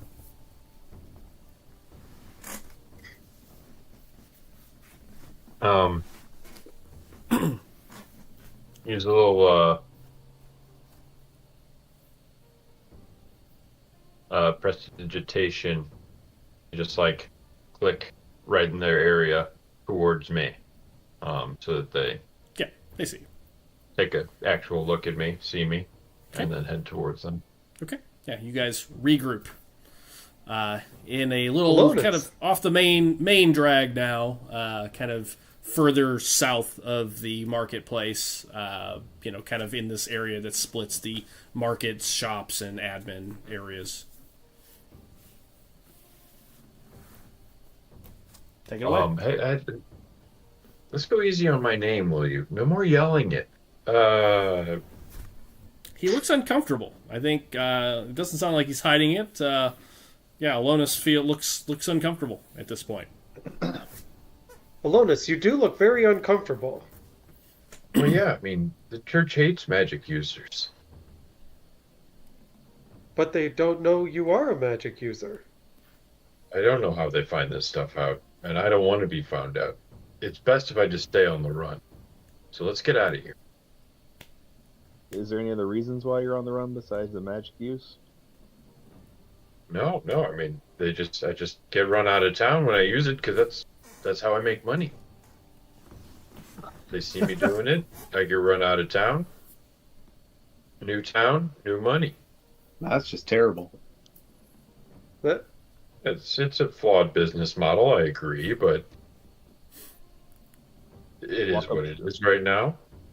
Walk up to Illonas, and then just can I quickly, would I be able to just grab his necklace easily and say, what is this? Sure. Or would I have to make a roll to do that? No, you can reach up and grab it. I think you would all see this and be like, whoa, as you reach up and you grab it and pull it out. It's not that necklace. It's something else. Oh. Jeez, this is a gift from my mother. Wow. Gift from your father. Yeah, wrong chapter. Back up. Yeah, wrong chapter. Back up. This is a gift from my father. Wow. Earlier, you were wearing a different necklace. Last week, when we were in the middle of battle, I noticed a different necklace that seemed very similar to something that was on the poster back there. Would you know anything about that? Only necklace I own. This one right here that my father gave me on my 6th birthday. What? Can I check? What did the Yeah. necklace look like? You can. Deception. Yeah, okay. Okay, so Karak asked that. Are you going to answer that, Jay? Say that again. So I didn't hear what you said. Sorry. Karak said, what I did the said- necklace look like? What did the necklace look like? Doug re-described to me. It's the tree. It's a crescent moon with with barbed wire Barbed going wire around on it. it. Crescent. Yeah, explain that. A crescent moon. Say moon. Really, I look at right Willy while I say moon. I never With, noticed a necklace. I certainly would have noticed that. I didn't even think Yeah, about that. exactly. That's Wire. hilarious. I didn't even think about that. With a barbed wire around it. I'm pretty sure that's what I saw last week. I don't think I messed. We've been through so much, Illonas. I don't know. I wouldn't be trying to tell you something I didn't see if it wasn't true. I believe that you think you saw something like that, but I don't know what you're talking about. Can I check deception then? You can. Yeah, so that'll be deception, Kevin, versus his insight. Jason, your insight. And this is the necklace you saw. It's in the discard check. Fuck! I mean, my rolls have been awful. You did just get it and put it on 2 seconds ago. Right. What am I rolling, Doug? Sorry. It might still have a price tag on it. Insight. Insight. It's insight? Yep. Gotcha. That would be hilarious. That would be amazing. Like My we- dad, he gave this to me when I was 6. Still has a tag on it. Right. 9. It cost 3 gold back then. He is appears to be lying. Definitely lying. He's uncomfortable. I mean, again, it's not a lie detector. He definitely doesn't. You get a sense that he's hiding something. He's definitely uncomfortable. He's very fidgety when he says that. He's overselling it. No. Very sarcastic. It's just you feel pretty confident. I mean, you saw it. So, I mean, I don't even know why I had you roll it. You saw it. Yeah. Illonas, I know what I saw earlier, and I'm pretty sure that you have this necklace somewhere. And I hope you would be straight with all of us, since we obviously are in the middle of something big here. Okay, you're right. Hold on. This man just saved your village, and you think that in that cave, with that moon creature, you saw a moon necklace? That's crazy. I know what I saw, priest.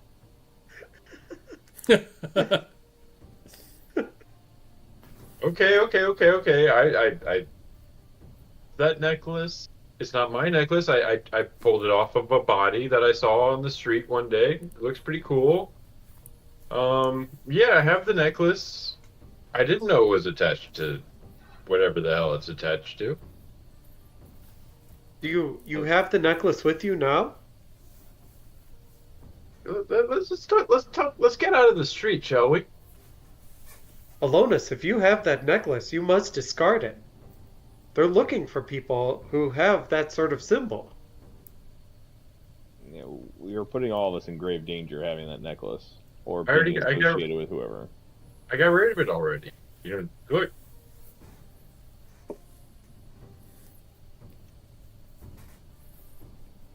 It's kind of like back away and just.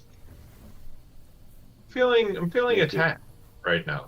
I don't know. I don't like this. I thought we were friends. Well, friends don't Illonas, lie, you had made such great strides towards integrity and heroics, and now it seems like you're trying to make us believe something that might not be true.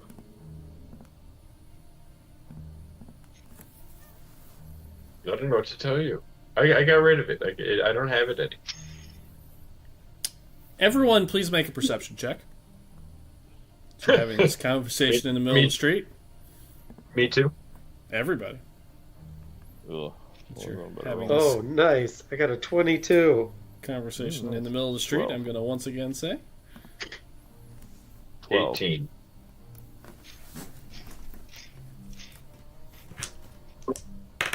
Got a 25. Fine, I'll caboose again. 4.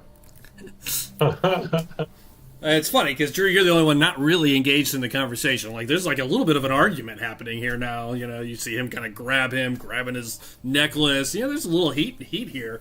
The 4 of them are talking. Willy Waw occasionally jumping in, like, "Wait a minute, a moon necklace!" You know, like he's blown the case wide open here.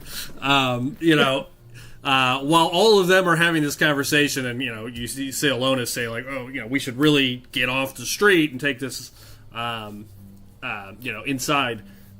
Would you get a 25? Yeah, 25. I got 23.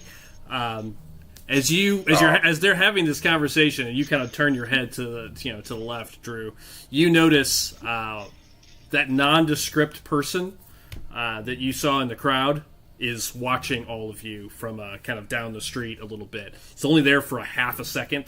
You kind of turn, you see him for a second, and in the chance that you blink an eye, he just vanishes back into the people up further in the street. But you definitely saw him again. We definitely need to get off the street. I agree. And immediately start making my way back through, like, cutting through the shop that Illonas just came out of. Okay. Where are you headed? I'm going to start heading towards the building that was on fire. Okay. All right. Yeah, you can absolutely do that. So that would take you kind of... Go ahead. I'm going to do so, like, in a way, like, if we're kind of doing follow the leader, like, walk down the block a little bit, cut into a shop, cut out the back, you know, and just kind of keep, like... Yeah. Moving through different other public spaces. Okay. You do, and you'll have to move kind of west, kind of across kind of the main road at some point, and into this other residential area that's kind of butts up next to the marketplace. Yeah, you make your way over there. It takes, no more than 5-6 minutes, maybe 10 with your back and forth and trying to. Is your goal to what's your goal in that? Are you trying to stay hidden? Are you trying to lose someone? Or are you trying to draw someone out? Like, are you trying to see, is someone following us because we're making all these weird turns? Or are you trying to lose someone? Just to be clear what your intention is here. That's a good call out. It's a little bit of column B and column C. Like, I want to make it very obvious if somebody is following us versus just coincidence. Mm-hmm. And if they are, like, following us, to try to make the trail as impossible to follow as possible. Got it. Okay, understood. All right, then I need 2 rolls. First will be a group. If you're trying to lose a tail, let's assume if that is the case, I need everybody to make what's called a stealth check. That's really what it is. Let's have everybody make a group stealth check. The DC is...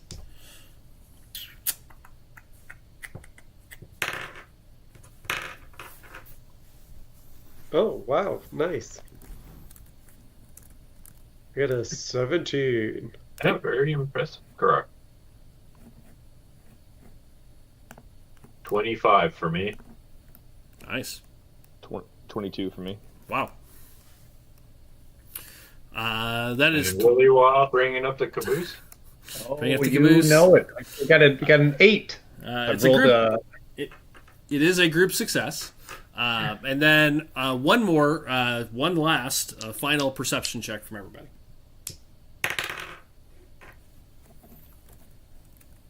Actually, I think I'm just going to have Drew, since Drew did not tell anybody that he was trying to draw this person out, potentially. So I'm just going to say Drew. Actually, changed my mind.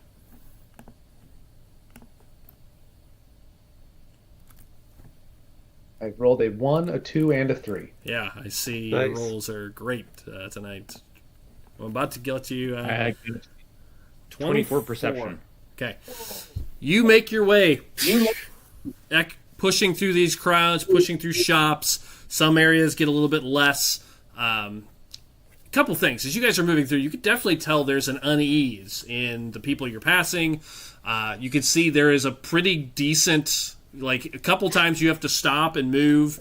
I think, Drew, you're purposely trying to stay hidden, so there may be periods where you have to kind of stop and like wait for one of these knights to kind of walk down the road on their horse. They are like looking around the city right now. You can tell they're looking for these people in pairs. So you see they kind of stay in pairs together, scattered around.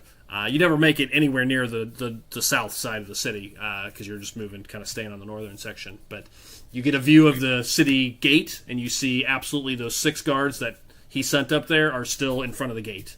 Now that it's closed, they are now protecting the gate itself. And the 2 soldiers, you don't see any sign of them that were there originally. But you make it back to this burnt-out building, what's left of it. It is a burnt-out hulk. There's not a ton left, but it is still technically a standing structure because you did get to it before the fire spread entirely, so you could go into it if you wanted. It doesn't look super safe, especially on the second floor, but you could probably stay on the ground floor if you're trying to go inside something. You do not spot the nondescript person that you thought was watching you. You do not see him again. So either you didn't see him or you lost him. Is there a basement to this building, Doug? There is not. Okay. There is not. But there is plenty of walls still where you can be essentially hidden. Inside right. and not visible. Gotcha. Cool. Just kind of like go into one of one of the interior rooms and like that sort of inside that, like not with any outside walls or whatever. And then kind of like begin once everybody's in there. Tell people like let's kind of make it so that nobody can spy in or see any light that's coming in here. Yep, you find an interior room that's covered. There's a couple good rooms in there, and you direct everybody in there. I'm assuming everyone, well, some of you who kind of be questioning that. We're gonna have that conversation right after our commercial break. So we're gonna take a quick 5 minutes, and we'll be back in 5.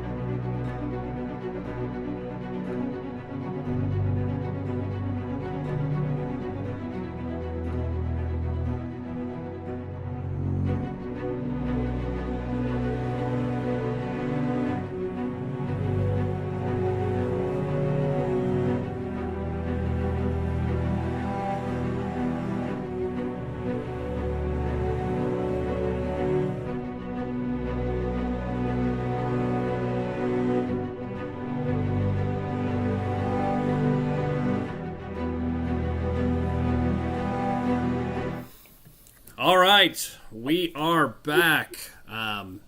This is part 2 of episode 13.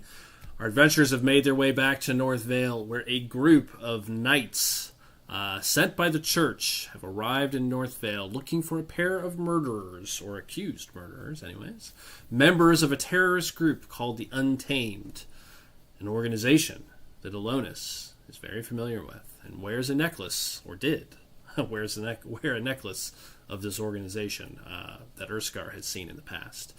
The group disappears into the crowd as this group of knights sort of takes over the defense of North Vale, shutting the gates and telling everyone that was within earshot, the city is closed and no one is leaving until they finish their investigation. They will be meeting with everyone.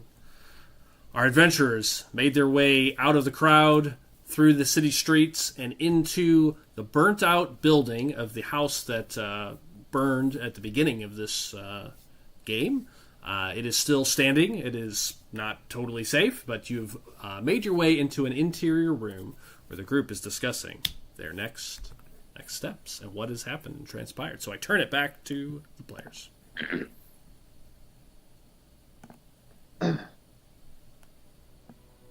Look, I think we've been traveling with each other enough, and we've gone through enough near-death and, in some cases, death experiences, and point to Karak. Acknowledge it with a thank you. I think we should put our cards on the table. If we're going to continue to travel with each other, we're going to have to trust each other. And if we don't do that, we should all leave this room and go our separate ways. I agree with Aaron. While he's talking, put a silent image of the room being empty to an outside viewer looking in the doorway. Okay. We're all standing inside of an illusion right now. Love it. But do it in my head. Don't say anything. Don't interrupt his speech. Okay. Is there any remainder of like a table or anything within here, Doug? Sure. Or Sure. furniture? Yeah. Walk up to that and say, look, I'm not trying to lie to anybody. I bet everybody in this circle has secrets, things that they haven't said aloud yet. Like I said, I've been on the run. I needed to make some friends. And also, look at Willy Wall, look at Aaron. The church is not my friend. And I don't think they're any of our friends in this room, to be honest with you. With that said, reach into my pocket, place the necklace onto the table. This does belong to me.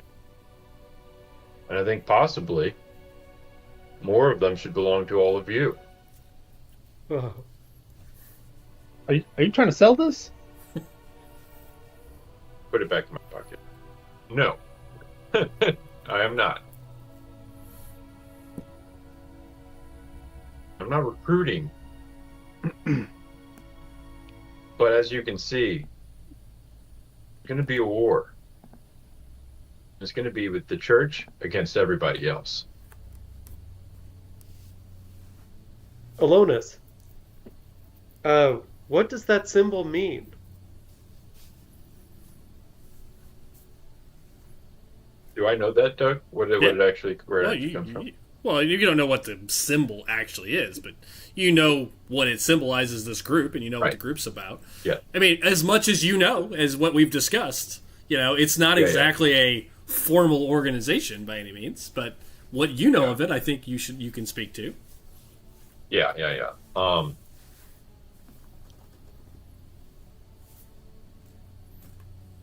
Don't be scared, Willy Wah.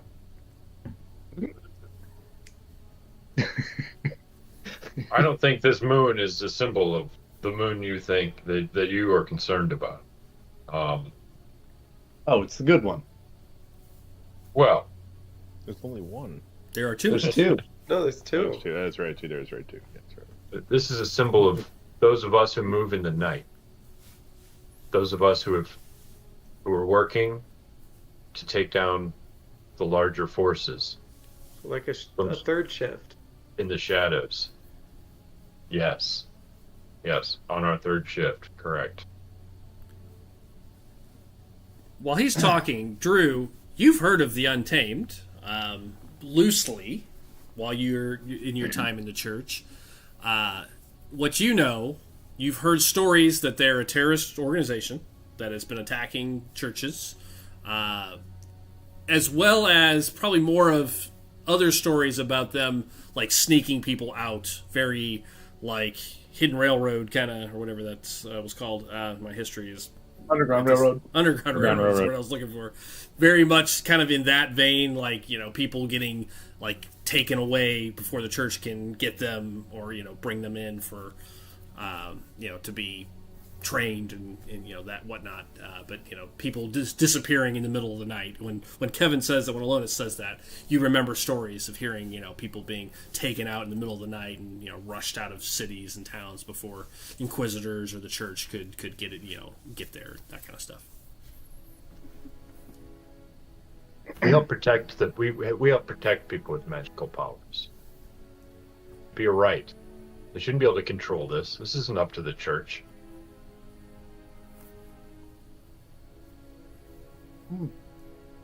Well, And, that's... Oh, go ahead, Karak. I'm not from these parts, so my opinion doesn't mean much, but I tend to agree that people should have a right to self-determination, and just because you have magic doesn't mean you work for some sort of religious order. I was not aware that this is what happened on the continent, but if that is indeed how it is, and Willywa, of course, you would know with your advanced degrees. No, that's a very good point, Karak. Just because somebody didn't go through the seminary, and just because somebody didn't get officially ordained, doesn't mean that they're not a priest. Or just if somebody found a priest outfit somewhere and put it on, that doesn't make them not a priest.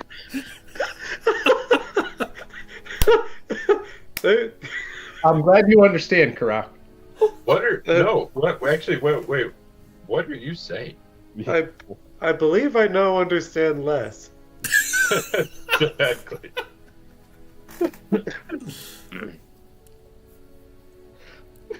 I think the point that you're trying to make, and that was very brave, Illonas, is that we all trust each other and get along, and we'd all like to leave this town just the way we came in. With our heads attached. Now, I will remind you, they are not looking for you, Illonas. I know you're concerned and, whatnot, but they seem to have no specific interest in you. And he was,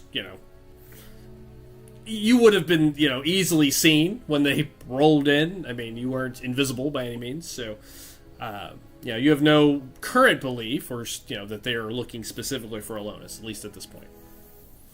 The fact that you keep dyeing your hair, like, odd and out there colors probably isn't helping either. Right.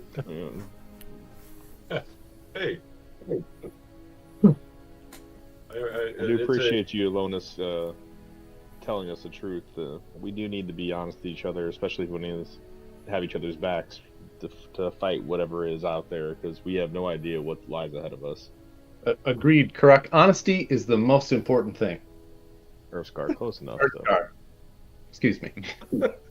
I hope So that was I okay. also agree that integrity is incredibly important, and so I appreciate your directing that comment towards me. And Illonas, I appreciate your gestures in the direction of integrity.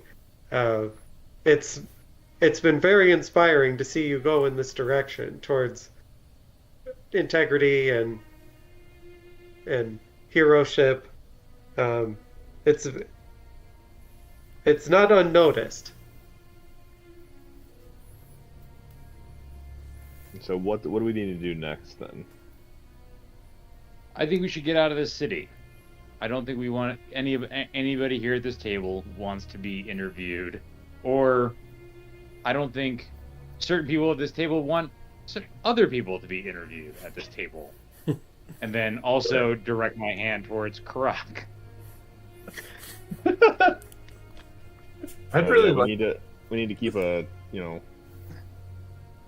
tight lip on what's going on with it in our group for now on, and not let anybody into this group unless all five of us can agree that person needs to be privy to whatever we're working on. What I might recommend is we at least split up for the time being and rendezvous at the trade district to try to find that secret passageway that the bandits used to get into town. It's unlikely that the current guards will know that it's there. At least the ones from they're from North Vale, right? Yep. Or from Caldisa. Yep. It's unlikely that they'll know it's there. And given the shorthandedness of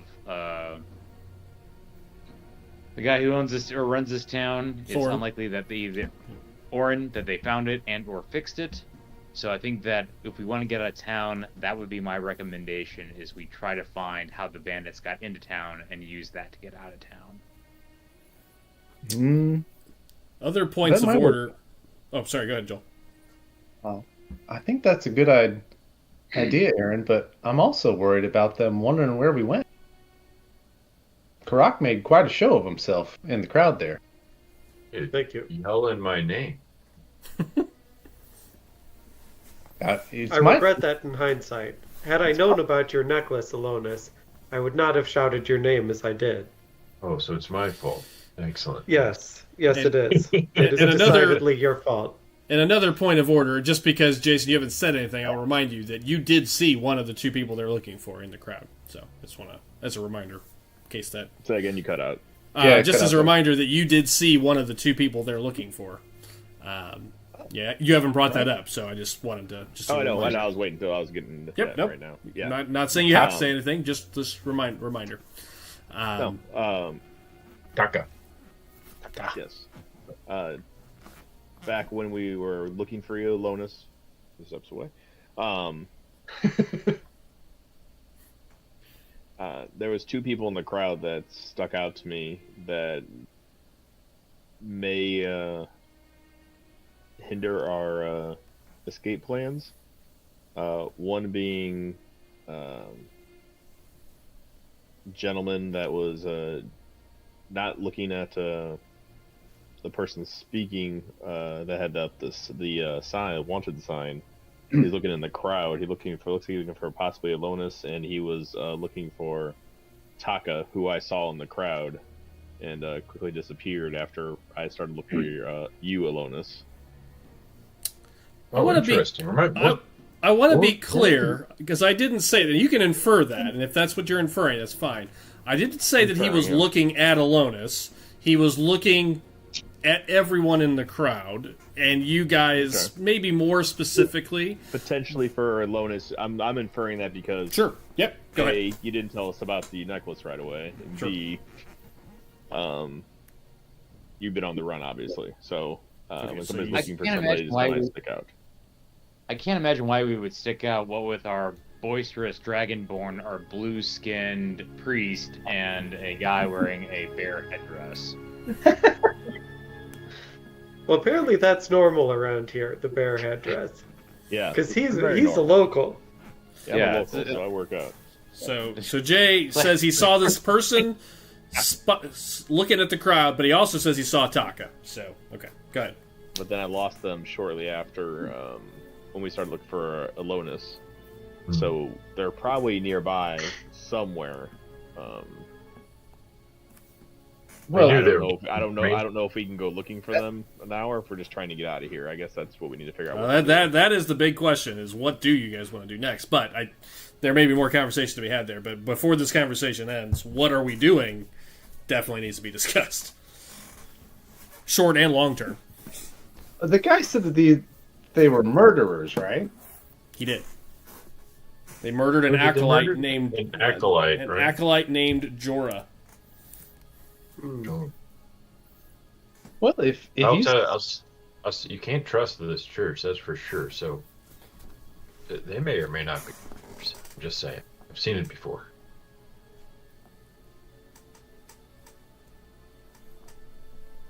Another way to talk about murder sometimes is that someone is very good at killing. And if a person like that was traveling with us, it would potentially help us to make our way down to Stolas or wherever it is we're going. Solis, Solis is the. I'm not from here. I understand. I've heard a few people mispronounce it, so I will just making sure it's clear. I think it- Solis. I'd be more than happy to help seek them out and bring them with us. I wouldn't doubt if this is the church trying to just snuff them out. And I bet they haven't done a damn thing.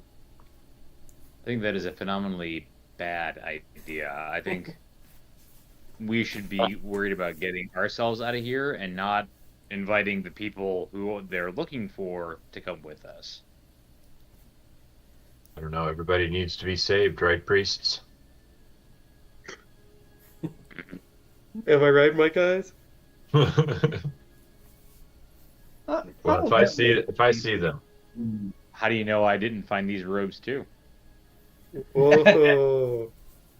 right, they're people. well, if they're in town, Ersker, then hopefully they'll find them soon, and we can be on our way. Yeah, you can assume that if they get found, then you guys can just walk out the gates. Once they. That could include Oh, you we turning. just- It could include you turning them in. Uh-oh. I think that would put more heat on somebody else in our group more than anything. Again, they're not here looking for Illonas. I'm being very clear. They were not. They did not. They do not have a picture of Illonas. They did not say his name. They are specifically looking for these two people. It seemed very clear. Taka and Kalen. The T-Dog. Well, and they're from Solus, right? Mhm. You don't Yeah. know that. They said they were okay. the murder happened in Solus. Is what they said. Okay. Gotcha.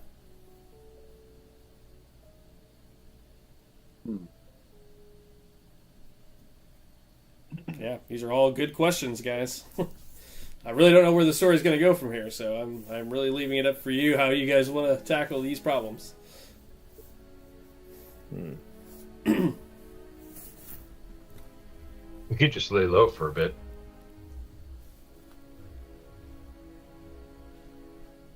Yeah, that's not a... I would like to get a Bad little idea. more before we head out of this city. I'd really like to get some more some goods, some heavier, some better armor and a shield. No, we can definitely do that because we got plenty of we got some cash to spend, so I think we can definitely do that. We also Agree. could use some supplies for the long trip. Also true. It's a day.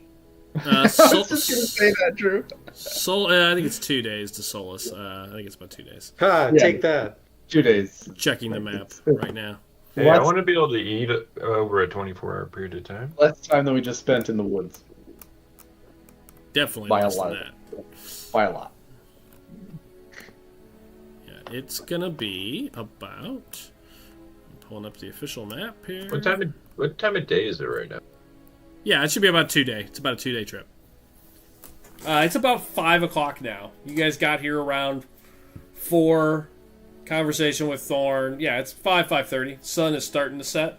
Not quite yet, but starting to head down. Maybe we sneak out of here at the cloak of night. Well, I was gonna say you could go and get your stuff, We could also investigate where that exit to the woods is, and use it if we need to. I think it's the plan. Sounds Well, good. Sounds very sensible. Hopefully they find this Taka and move about their way. Yeah, let's do it. Yeah, let's go get some supplies and get some healing potions and whatever else we need to get. So, Doug, outside of game, I have a bunch of stuff I need to trade in too. For I got like a while back. I don't think I've ever traded in. Okay, what do you have? What are you talking about? I have a thing of plate mail armor. I was wondering why my inventory said I had like 98 pounds of stuff. I have like heavy plate armor. That might have just been from like when you did the base character gen. Sometimes standard equipment just dumps a bunch of stuff in there. If it Okay. you didn't find it, so I would just delete that off there. Okay, and then You wouldn't have I had written down stuff I found. Yeah, stuff a you found. Pearl. It says pearl, and then in parentheses I have 250 gold. Yeah, it's a pearl worth 250 gold. Yep. I guess I'm gonna trade that in, and then I gave somebody the scroll Burning Hands that I remember. I don't know who did. I gave that to though. I think Kevin. I felt like Kevin maybe took it, I think so. but it needs to be on someone's sheet. Otherwise, it's got left somewhere. It's not on the sheet. It doesn't exist. Yep. Right. And then I have a short sword for it says 50 gold on there. That's all I have written down. Everything else I had scratched off. I don't remember what that was, but it must have been a nice short sword if it's worth 50 gold. Or maybe it's 50 gold. It was short sword, comma 50 gold. Oh, okay. That's probably it. So, at the gold, we definitely probably got rid of. All right, I just have the pearl. Then I have to go trade in. That's why I need to go. So. Okay. All right, so it's late in the evening. Shops will be open for a few more hours, from what you know of North Vale. Probably not too much longer, maybe 2 hours or so, around 8 o'clock, right at total sundown, most of the shops will close. You know there's an inn here that you guys have stayed at before as well. There's 2 inns. Sleeping Dragon Inn. What would you guys like to do? I think we should grab some rooms for the night. That's my vote. I think if we're going to go look for that exit, we should do it during the day when there's lots of people out. It would be... You mean lots of people that can like discover us and see what we're doing? Yeah, that's true, but I think they'll also be looking for people potentially exiting now that they've locked the doors. Like, I think they'd be on highest alert right now. Joel's worried about it being suspicious if you guys go poking around the walls in the middle of the night. Like, if we immediately go, rats escaping the ship as soon as, the cat's on board. I could just, I could be invisible and just go find it myself.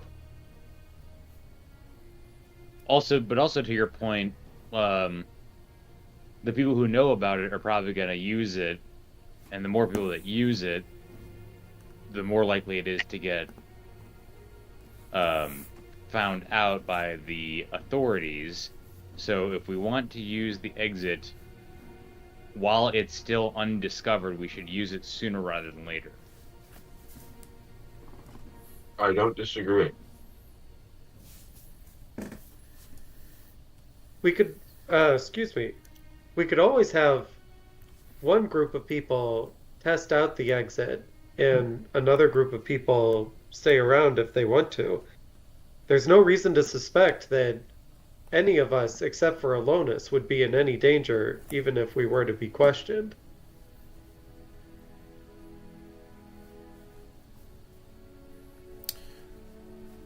It's true.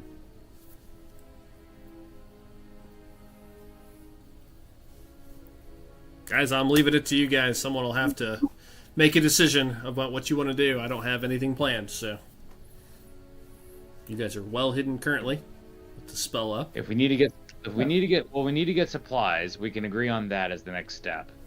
So let's go do sure. Yeah, let's do that first. Okay, so you guys, as a group, going to go ahead and look for supplies. There are 2 places where, depending on what you're looking for, So I'm curious where you're headed, first or second or whatever. The market is where most of the shops are, especially the magic shop that you found in the general store that you found. There would be a blacksmith. It's called the Iron Forge in the Trade District, which is south of you. If you're looking for anything in that vein, very specifically. So just to be clear. So where do you guys want to head? You going to magic shop first? Or you want to go to like a weapons armor shop place first? Anybody? I'm going to go to the weapon armor shop. I think I'll stay away from the magic shop. Smart. Well, like potions or something like that. Like I definitely. Or can you get that at like armor places, Doug, or do you need to go to like a specific magic shop for those For potions? healing potions? There was you would generally find that either maybe at a general store or an alchemist shop of some sort, for sure. Herb shop. And there was one. There was an alchemist shop. You guys went there. So there's an alchemist shop. There's a general store you guys have been in. And there is, of course, then there's the magic items shop. Now, magic items are not illegal. They're not well looked upon. Magic items are very rare. So magic items are more like antiquities. You know, they're like finding like relics. It's kind of really what these stores are. And yes, there's a blacksmith in the called the Iron Forge. Well, I'll hit up the alchemist and get some healing potions for everybody if we want to do that. If somebody needs Illonas needs to go to the weapons shop, then. Okay, so you want to head up to Jason. You're going to head up to the market. So let's try to keep this to no more than 2 groups if we can avoid it. Unless we really need to, and it's fine. But so Jason, let's head up to the market. What's everybody else going to do? I'm going to go to the armor. Okay, you're going to head down to the Iron Forge. I will also go to the armor. Okay, so you two are going to head down to the Iron Forge, down to the Trade District. I'll go with Urskar, so he's not alone. Okay, and Drew. I am also going to look for a new bow, so I'll go to the armor. You're going to head down to the Trade District. Armor. Okay. Armor. All right. You guys split. Is there a plan to meet back up or anything? This would be clear. What's the plan once you guys split up here? Yeah, where are we staying for the night? Do we have a place that we're staying already or not yet? Why don't we meet?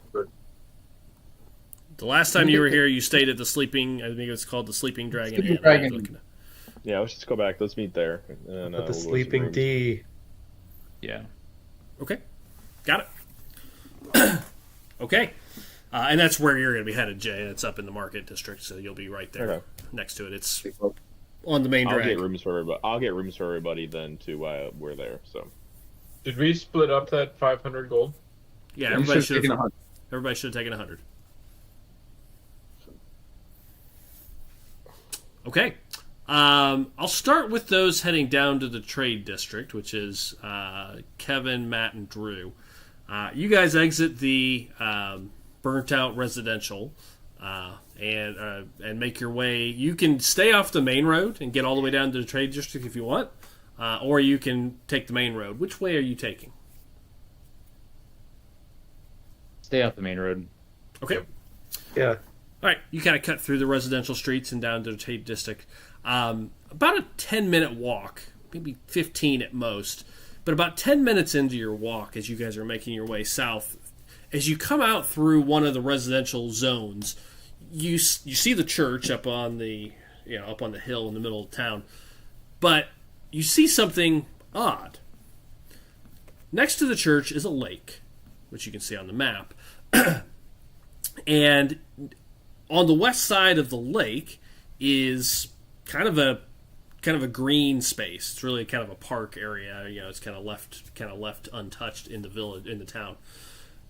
As you come out of the residential area, there are multiple giant, what looks like circus tents, have been built up in the middle of the grassland there. It's the whole thing is walled off with a fence. Like a makeshift wooden fence, but a decent fence that would keep somebody out unless they got really aggressive.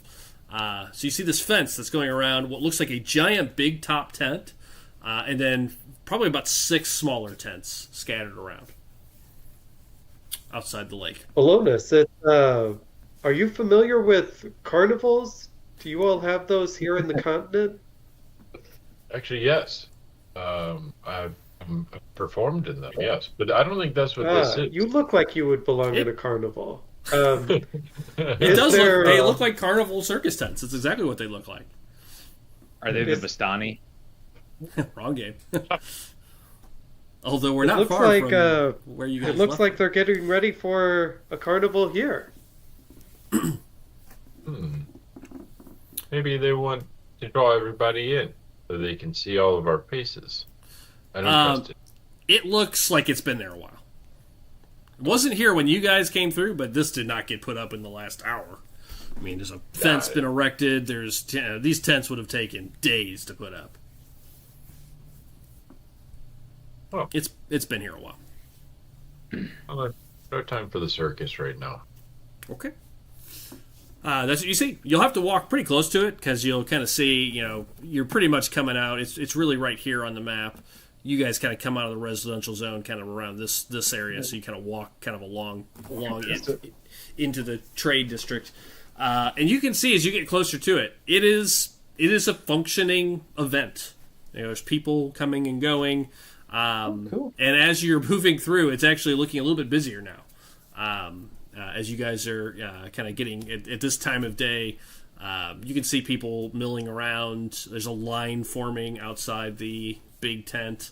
That kind of thing is what you see currently. Interesting. You make Illonas, when on my island, actually very near it, there was a group of red dragonkin who had a carnival show that they would float between the islands and would put on. And it was always an excellent time. There were contests of strength and of skill, and the winner would often get some sort of prize or trophy. I don't mind telling you I won a couple myself, but my family in particular was always adept at the carnival skills contests. Do you think they have those over in this area? What was this called in Eldris? What was our the spell clash? Like a spell clash? Is that what you mean?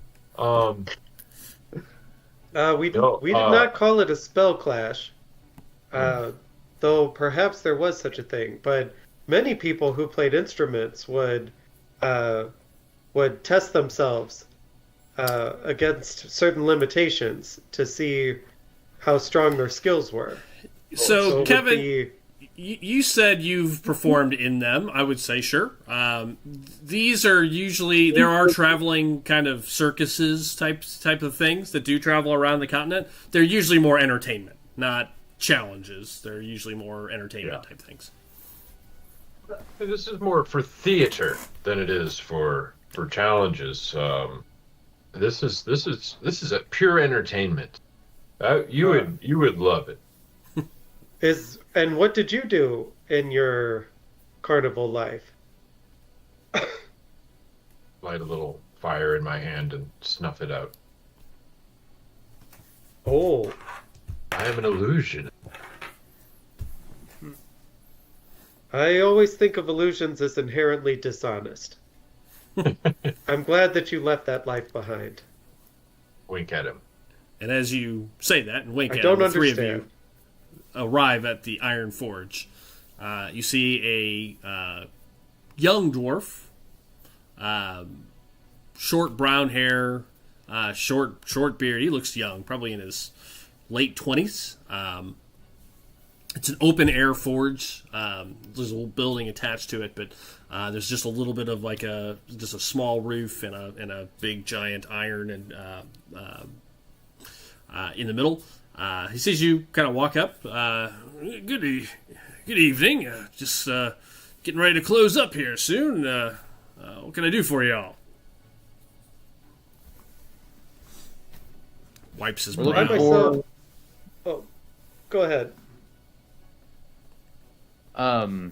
You might have, we're those guys who brought in that wagon of knoll heads, and our equipment got beat up, so we're looking to do a last minute trade ups. Well, yeah, I did hear about that. That's you. Well, welcome. Oh, yeah. I am. Yeah, I can do. See what I can do. What you looking for? Looking for having something commissioned, or I don't keep a lot of stock on hand. Most people, I usually regret that. You can see there's a small stand kind of behind him with a few things on it, but you don't see a large supply of weapons just sitting around. He puts his hammer down though and kind of walks over. So what are you looking for? Do you have any what's your armor supply look like? I mean, yeah, your armor and shields. Well, shields, I got a few shields. That's no problem. I keep a few of those handy. That's not a problem. Armor. Let me take a quick peek at my armor list. Do you have any half plate? Hang on a second. Hold it up. You do see some shields. What you see there is there are two shields, kind of the traditional buckler and then a small round shield. So there's three of them currently. None of them look in any way especially nice. You do see what looks like a pretty nice looking crossbow sitting there, kind of in his reserved rack. What it looks like, a pretty nice short sword sitting there. It looks silvered. Those are what you see kind of sitting currently. And then armor-wise, sorry, I was waiting for that to load. There it is. I've got a chain. I've got a chainmail set ready to go, and I have a breastplate. Half plate's expensive, and I don't typically just make that unless it's special order. It takes a few days to make, anyways. But I do have a breastplate. It's like a half plate set available. It's one on. What would that help me AC wise? The breast, so the chain cert would be +1 from where you're at. The breastplate would be +2 from where you're at. Thanks. How much is the breastplate? For you, let's see, 300.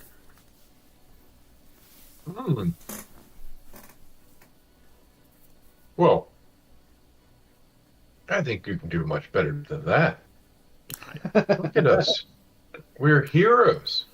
I'm aware. I That's why guarantee I guarantee gave you you're a gonna wish I 20% had this discount. armor. Yeah, well, I guarantee you're going to wish I had this armor. If this town ever gets attacked. Well, I assume that'll never happen, but you should give it to me. Well, let's for hope much, that never much less. happens. Hope that never happens. afraid that's the best I can do. I still gotta make money on it. Not running a charity here. Okay. Oh, that is an excellent idea. I'll give you Shields. this padded armor I have.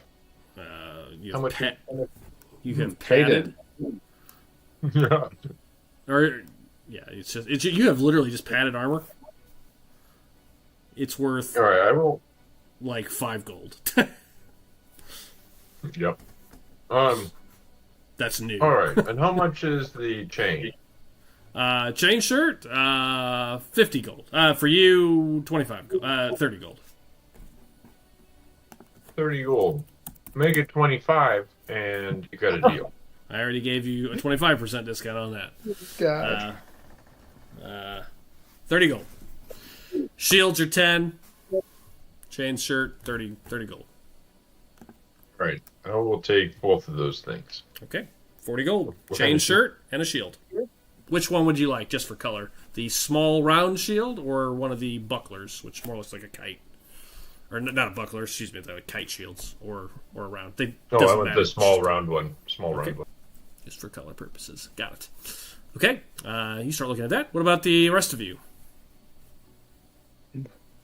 that are there? Aaron, do you know what you are looking for? I'm looking for a new bow. You saying that to him? Yes. Well, I can make I can make a bow. If you're looking for a masterwork of some sort, I could certainly. My master can do that. I can't, but he'll be back in the morning. He can do a masterwork bow for you. It'll be a +1 bow. We can absolutely do those. That would cost. Oh, where'd he go? Let's see. The Marcus Turtle Shield. Services. It's still in there.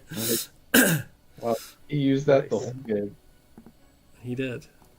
Yeah, never did get a better shield. Better shield than the literal back of the turtle. While we had a turtle teammate. For a bow, a +1 masterwork bow, he'll do it for discount $375. I do not have that amount of money, so You guys do, Thanks. just not in straight gold. There's lots of things that can still be sold, depending on what you guys want to do. But yeah, just come back in the morning if you're interested, and he can do it. A bow doesn't take long. It takes him about a day. Do a masterwork thanks. bow. If you like bows, I do have this crossbow that was commissioned by someone a few weeks ago. He never came back for it. Paid for it and everything. I'll give it to you cheap. How much is it? $250. Oh. It is a. Was it a cleric with horns? What's that? I said, was it a female cleric tiefling? No. Doug? What would it do for me? It is it is considered. It is a special bow. It's called a vicious hand crossbow. It does. It's a +1 bow. It crits on 19 and 20. And if it does crit, it does an extra 7 damage on top of the crit damage. Oh, damn. I do have a hand crossbow as it is now. Kevin, your Eldritch Blast does way more damage. It would do his Eldritch Blast, if he critted, would do at maximum 20. This would do D6. What's your hand crossbow, Kevin? D6 plus 3, I think? Yeah, we're currently, So it's +1, Yeah, so it would be to a 10 plus a D6 is 16 plus 7 more. So it'd do max 23 range, and it crits on 19. I have a +1 to damage and hit. Yeah, it's slightly better than his Eldritch Blast today. Now, later, it won't be. Yeah, your Eldritch Blast, as you get level up in Warlock and get multiple themes of Eldritch Blast. He would have just gotten 2 blasts. Oh, you're right. It is up to 5. It is. I forgot we just hit level 5. So yeah, it's that right now because each one's individual though. So I didn't understand how much better it got. Yeah, you get a second blast. You basically get a second attack. You got a second attack with it, basically. No, So so I can hit hit twice. It doesn't have to be at the same person. You can shoot it at this guy over here and one at that guy over there. Yeah. So it's That's pretty sick. Yeah. Right, well, So now it's 250. less. Now it's less effective. It's kind of right in line with your level 2. Probably. The critting on 19 is nice. Yeah, that which is means it's- nice. That is very nice. But 250 gold, I only have 268, so. Well, we'll hold Okay. off. Okay. All right. What about you, big guy? Apprentice. I have an issue. Yes. I have this beautiful scale mail that I enjoy, but there's these pieces right here you can see that clink around, and it makes it so that even when I'm trying to be quiet, I'm never truly quiet. Is there anything that you can do, or that your master can do, to streamline my scale mail so that I don't stealth at disadvantage? Yes. Yes, we can actually. also this armor seems to be covered in acid and piss. It doesn't smell very good. Also true. Hang on. Very dirty. Yes, we can. We can absolutely improve that. The cost for that is... Pull that chart up. Armor.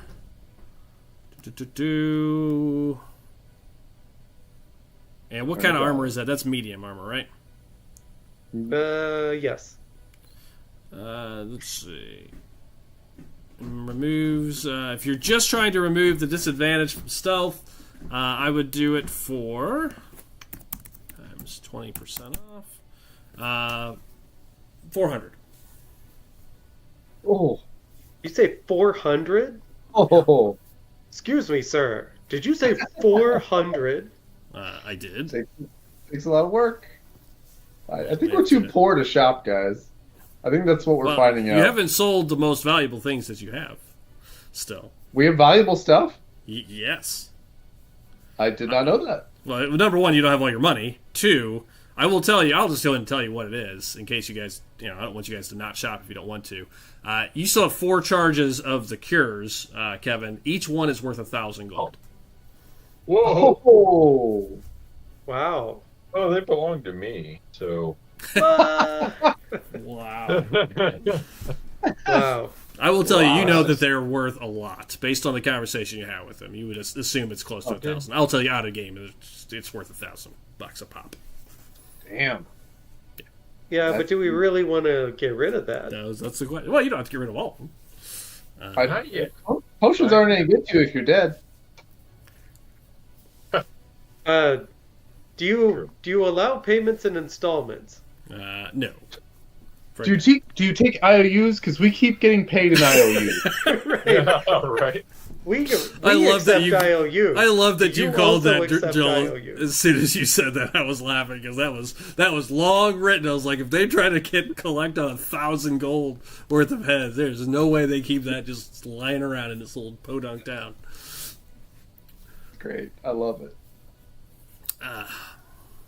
No, I'm afraid not. It's all up front as well. Well, I do have this emerald and this ruby. Well, actually, I have 1 emerald and 2 rubies. Would those be of any interest to you? Whatever the value is of them, which is on your sheet, is what they're worth in gold.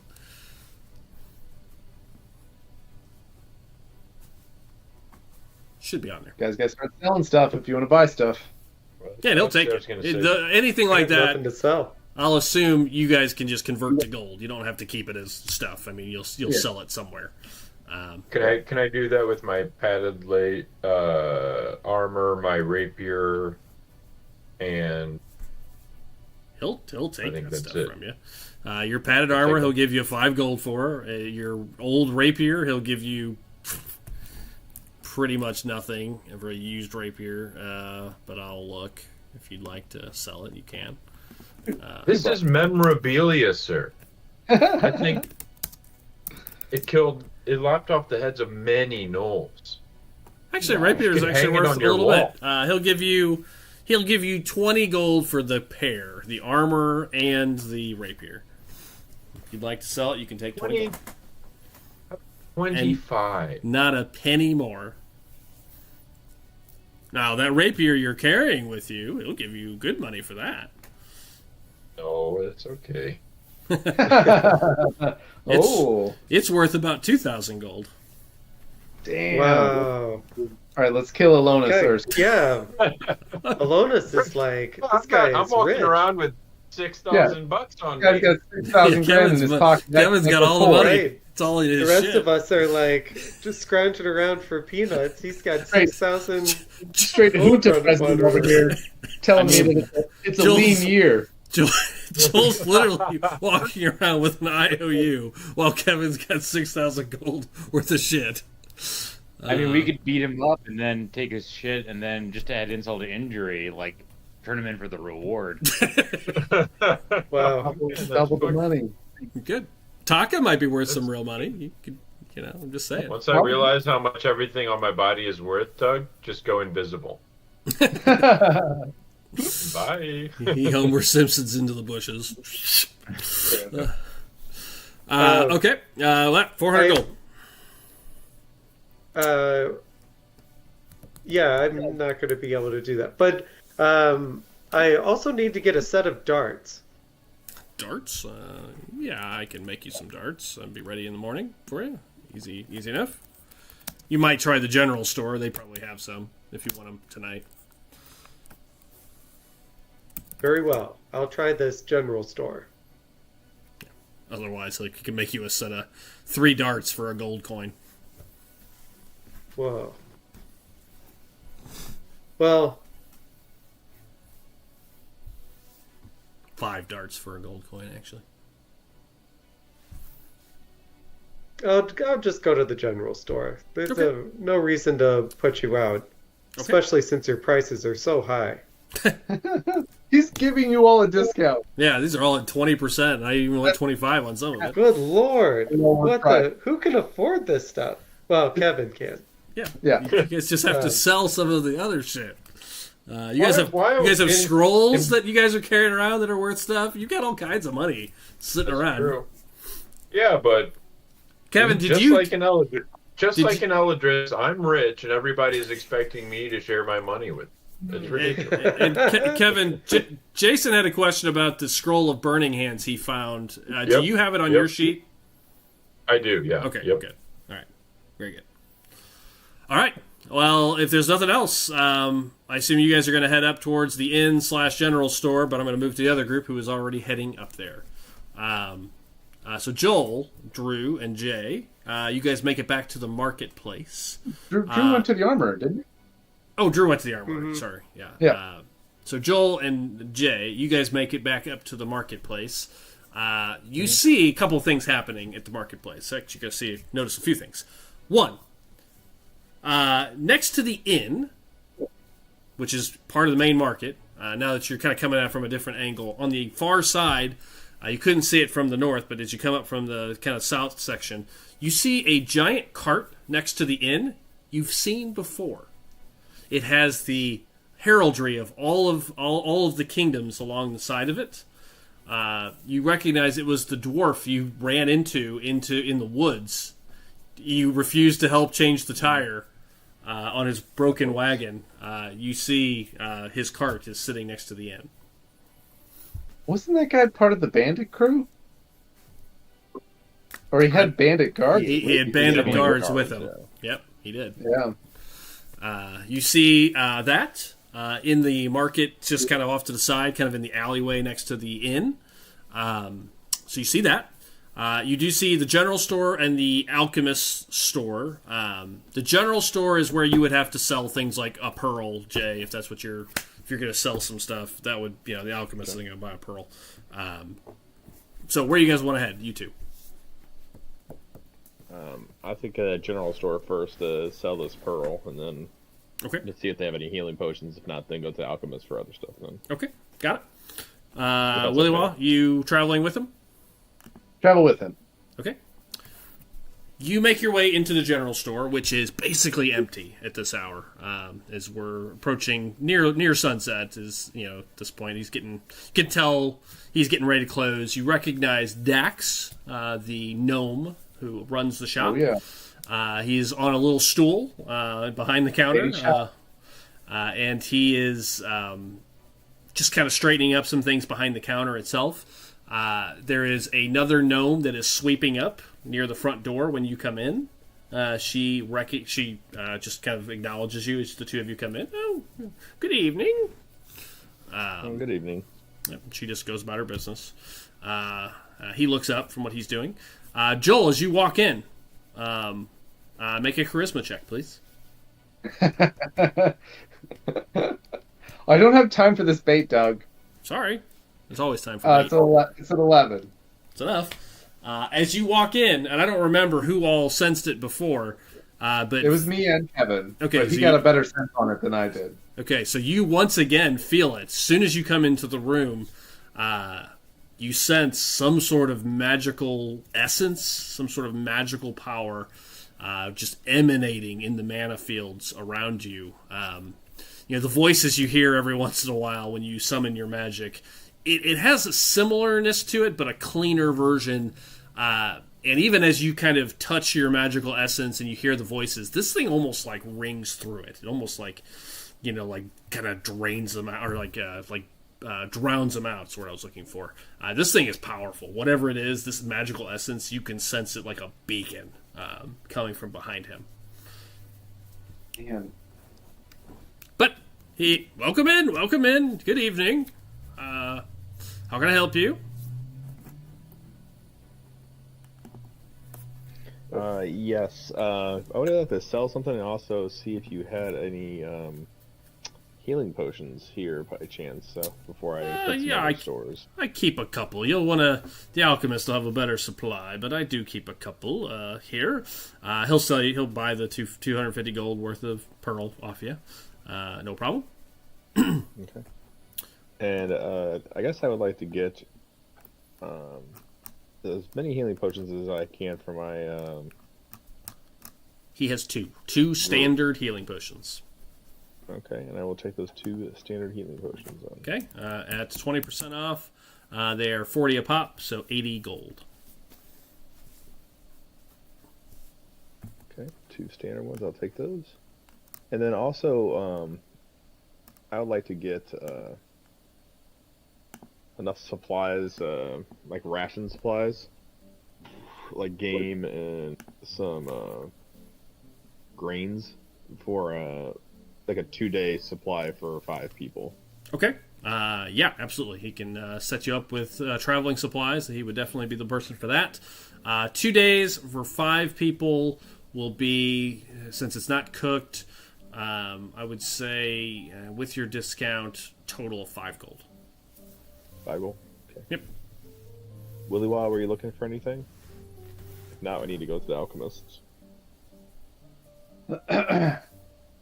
Doug. Mm-hmm. I'm gonna, while he's talking to the guy, I'm gonna quietly to myself, I'm gonna cast Detect Thought. Okay.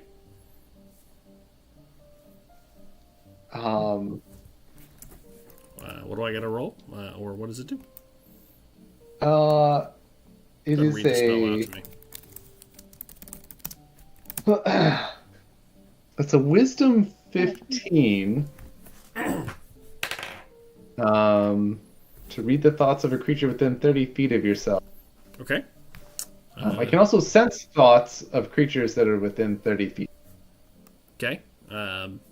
All right, so he failed. So what all can it do? So spell allows you, I think I just found it, read the surface thoughts of a creature within 30 feet and probe deeper into their mind for more information. Okay. All right, surface thoughts. He wants to close. It's time to, the day's over. He wished people wouldn't show up right at closing time. Those kind of thoughts. But he's generally happy. Happy to do business. I want to find out what he knows about what's in the back of his store. Okay, so you're going to probe for those. Yes. Okay. As an action on your subsequent turns, you can attempt to probe deeper into the creature's mind. The target must make a wisdom saving throw. If it fails, you gain insight into its reasoning, emotional state, and something significant that occupies its thoughts, like a word, desire for the seed, the spell ends, awareness, target is aware, detect thoughts. You can also use the spell to sense the presence of thoughts. Okay. Yeah, you start kind of trying to probe in on what's behind him. What you sense is that he has a private, like he's not the magic shop in town. There is Arya is the magic shop. He has like a back store, but it's only for his top shelf clients. Oh, nice! I love that. That is great. Wow, we're too poor for this guy's stuff. Not too poor necessarily. Well, like you get the sense it's like people he trusts. He doesn't want people to know about it. It's like he's got to know you, but he's clearly got a special handshake sort of arrangement for people that he does have like a back office, back shop. Got you. Well, that's pretty cool. I really like that. I had a lot of fun making this town. Like, there's a lot of little things happening here that we haven't even touched on. Well, now I'm glad we didn't break in that one time. Just to see what this guy was selling. But you know he has break one. in He has there. some sort of a shop that he runs out of the back. Wow.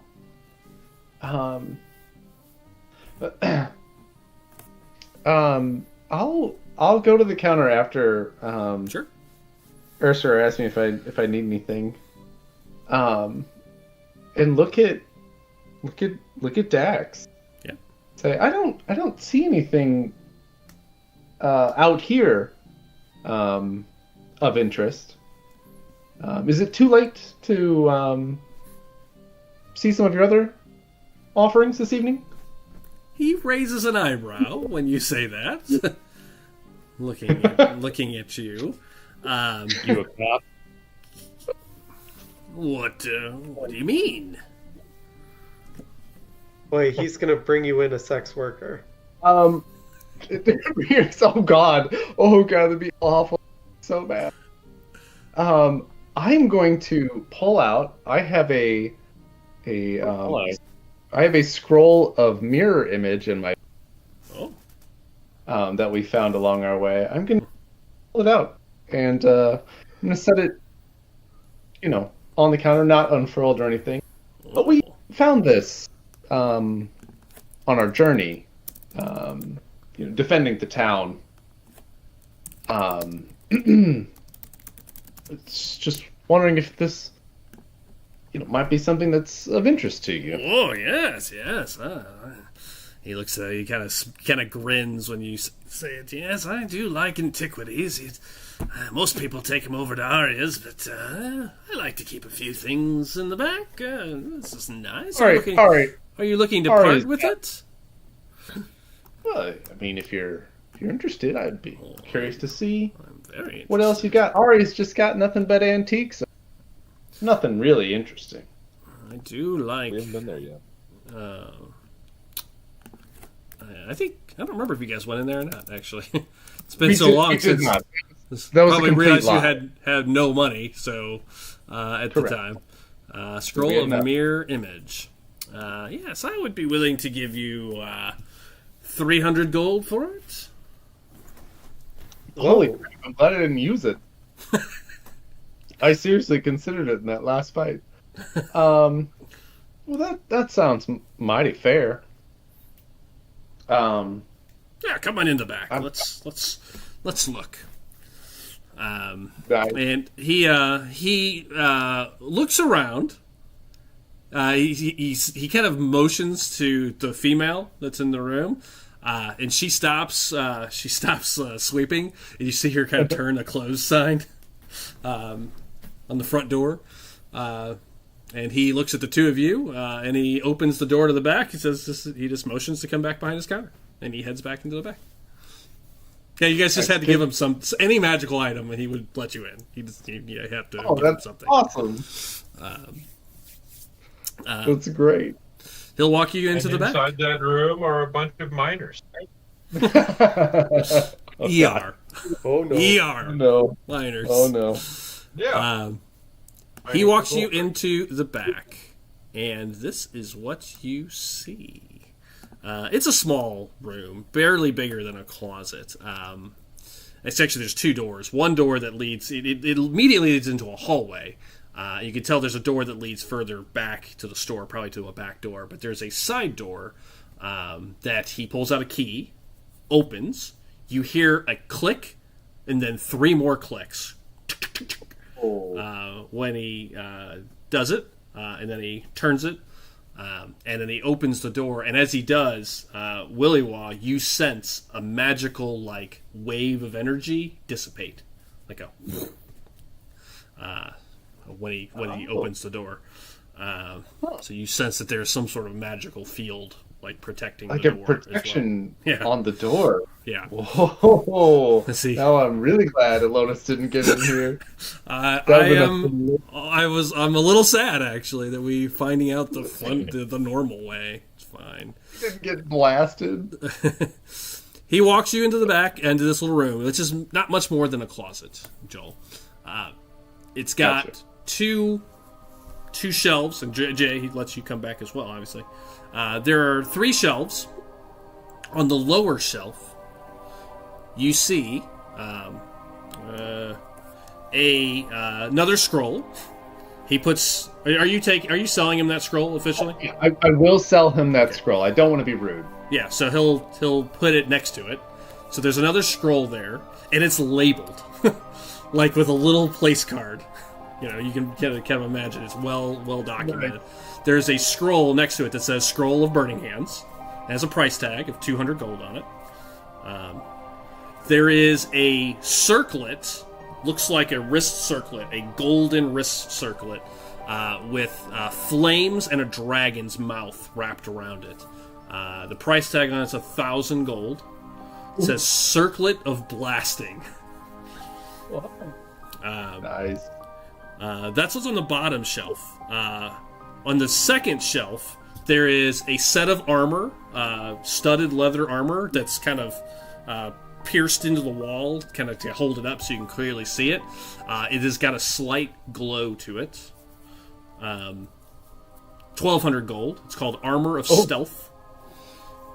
Damn. This is regular price, so you guys do get 20% off on everything. Yeah. Next to the studded armor, which is called Armor of Silence, let's just call it, are 10 arrows, which look to be glowing. Magic arrows, 25 per. There's this little bucket, and they're sitting in it, like pencils sticking out of like a little jar. There is a breastplate. Kevin was just looking for breastplates. There is, on the top shelf, there is 2 things up there. There are 3 things up there.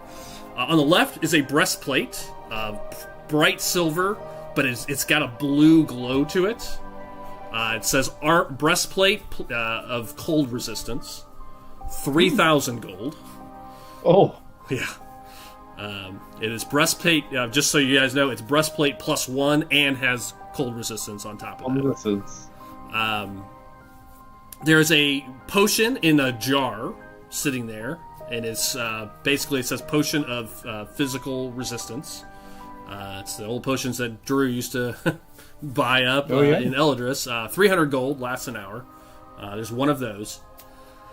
But clearly, as you guys are looking through these items, the item in the middle at the top shelf is what gets your attention, Joel, as you looking at all this stuff. There is no price tag next to it. Sitting in a pedestal with a glass around it is a shard of crystal. It is glowing.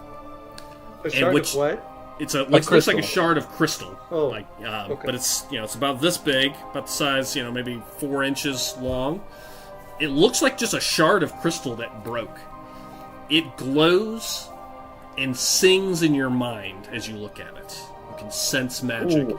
And as it's sitting there, Joel, you can see some of in your kind of mind's eye with your ability to kind of sense and see magic.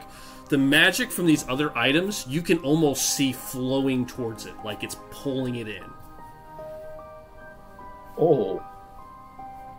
That, I'm gonna ask Dax. Well, I see you've got everything else nice and lovely. I love your collection here. Oh, what in the world is that on top? I've never seen anything like. Oh, neither have I. That's a special one. It's not for sale, though, I'm afraid. But found it in the North Mine, in the North Vale Mine. That's the closer mine. That's called the North Mine. Found it in the North Mine a few years ago. I've never seen anything like it. I just like to look at it. And you're not willing to part with it? Oh, I doubt it. I mean, maybe for the right price, but unlikely. Well, i.e., make an offer. Yeah, right. Well, maybe the next time we're coming through, if I've got something of interest, maybe we can make a trade. But that sure is interesting. Yes, I don't think I've got anything. I don't think I've got anything that would be of equal value to that just yet. but I do appreciate your business. Or doing business with you. Yeah, of course, of course. Anything of interest? It's all of interest, but I don't have anything enough to compensate you for it yet. All right, fair enough. Perhaps next time we're through. Okay. He'll escort you out then. Anything else at the general store? I don't think so. Okay. I'm not going to RP the alchemist store. It's just an alchemist shop. If you guys are going to do a little shopping there, you wiped out his 2 potions, so you took those, Jay. So those are 0 now. And I'm keeping track of what's in shops across the world because they will slowly restock things. The alchemist has the following potions for sale: 1 greater healing potion, 1 herb of protection, of poison protection, that lasts for an hour.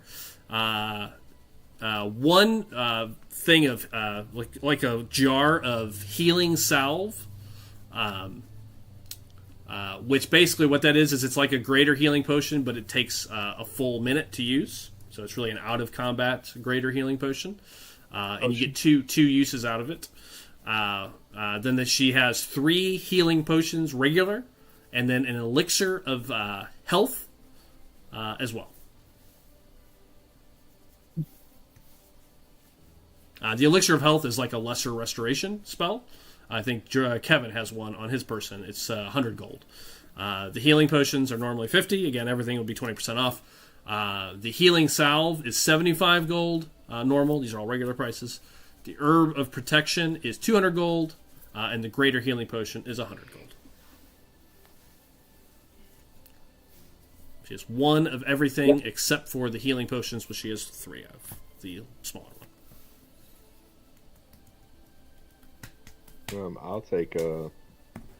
I'll buy both the greater healing potions. Well, just one. Oh, you want and the healing salve as well. Yeah.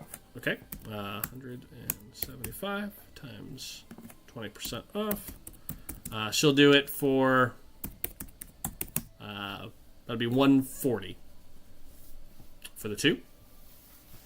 Yep. So it's really like getting 3 because it does have 2 uses. So. Okay. How much was it total? 140.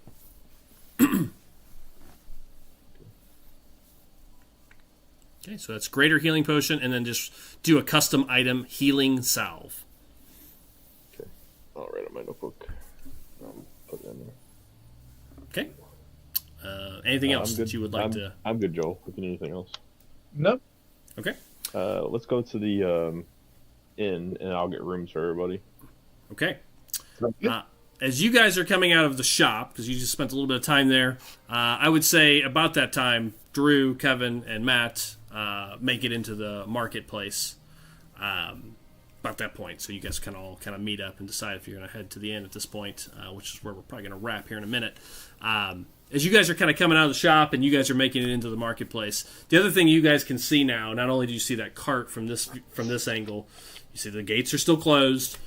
You can see the admin building that Thorn came out of is well lit up at this hour, and you can see 4 of the guards are of the new Caldisa guards are standing in front of it currently, and there is currently a line of people waiting to go in.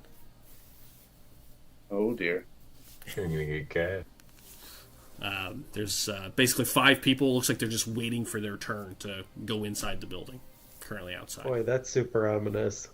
Right. It's a termite tent.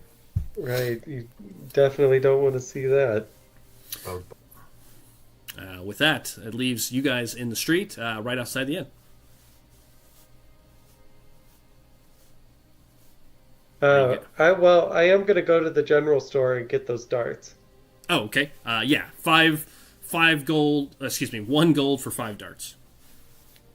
So you can decide how many you want to get. Sorry, Doug, you cut out there. What was that again? 1 gold per 5 darts. Okay. well, will you pick me up a grappling hook and some rope while you're there? Are you being serious? Yeah. You gonna give me some money for that? I'm broke. Yes, yeah, I'll pay you back for it. No, that's okay. Thank you, though. 5 gold for that. 5 gold for what? A grappling hook and Grap- rope and 50 foot of rope.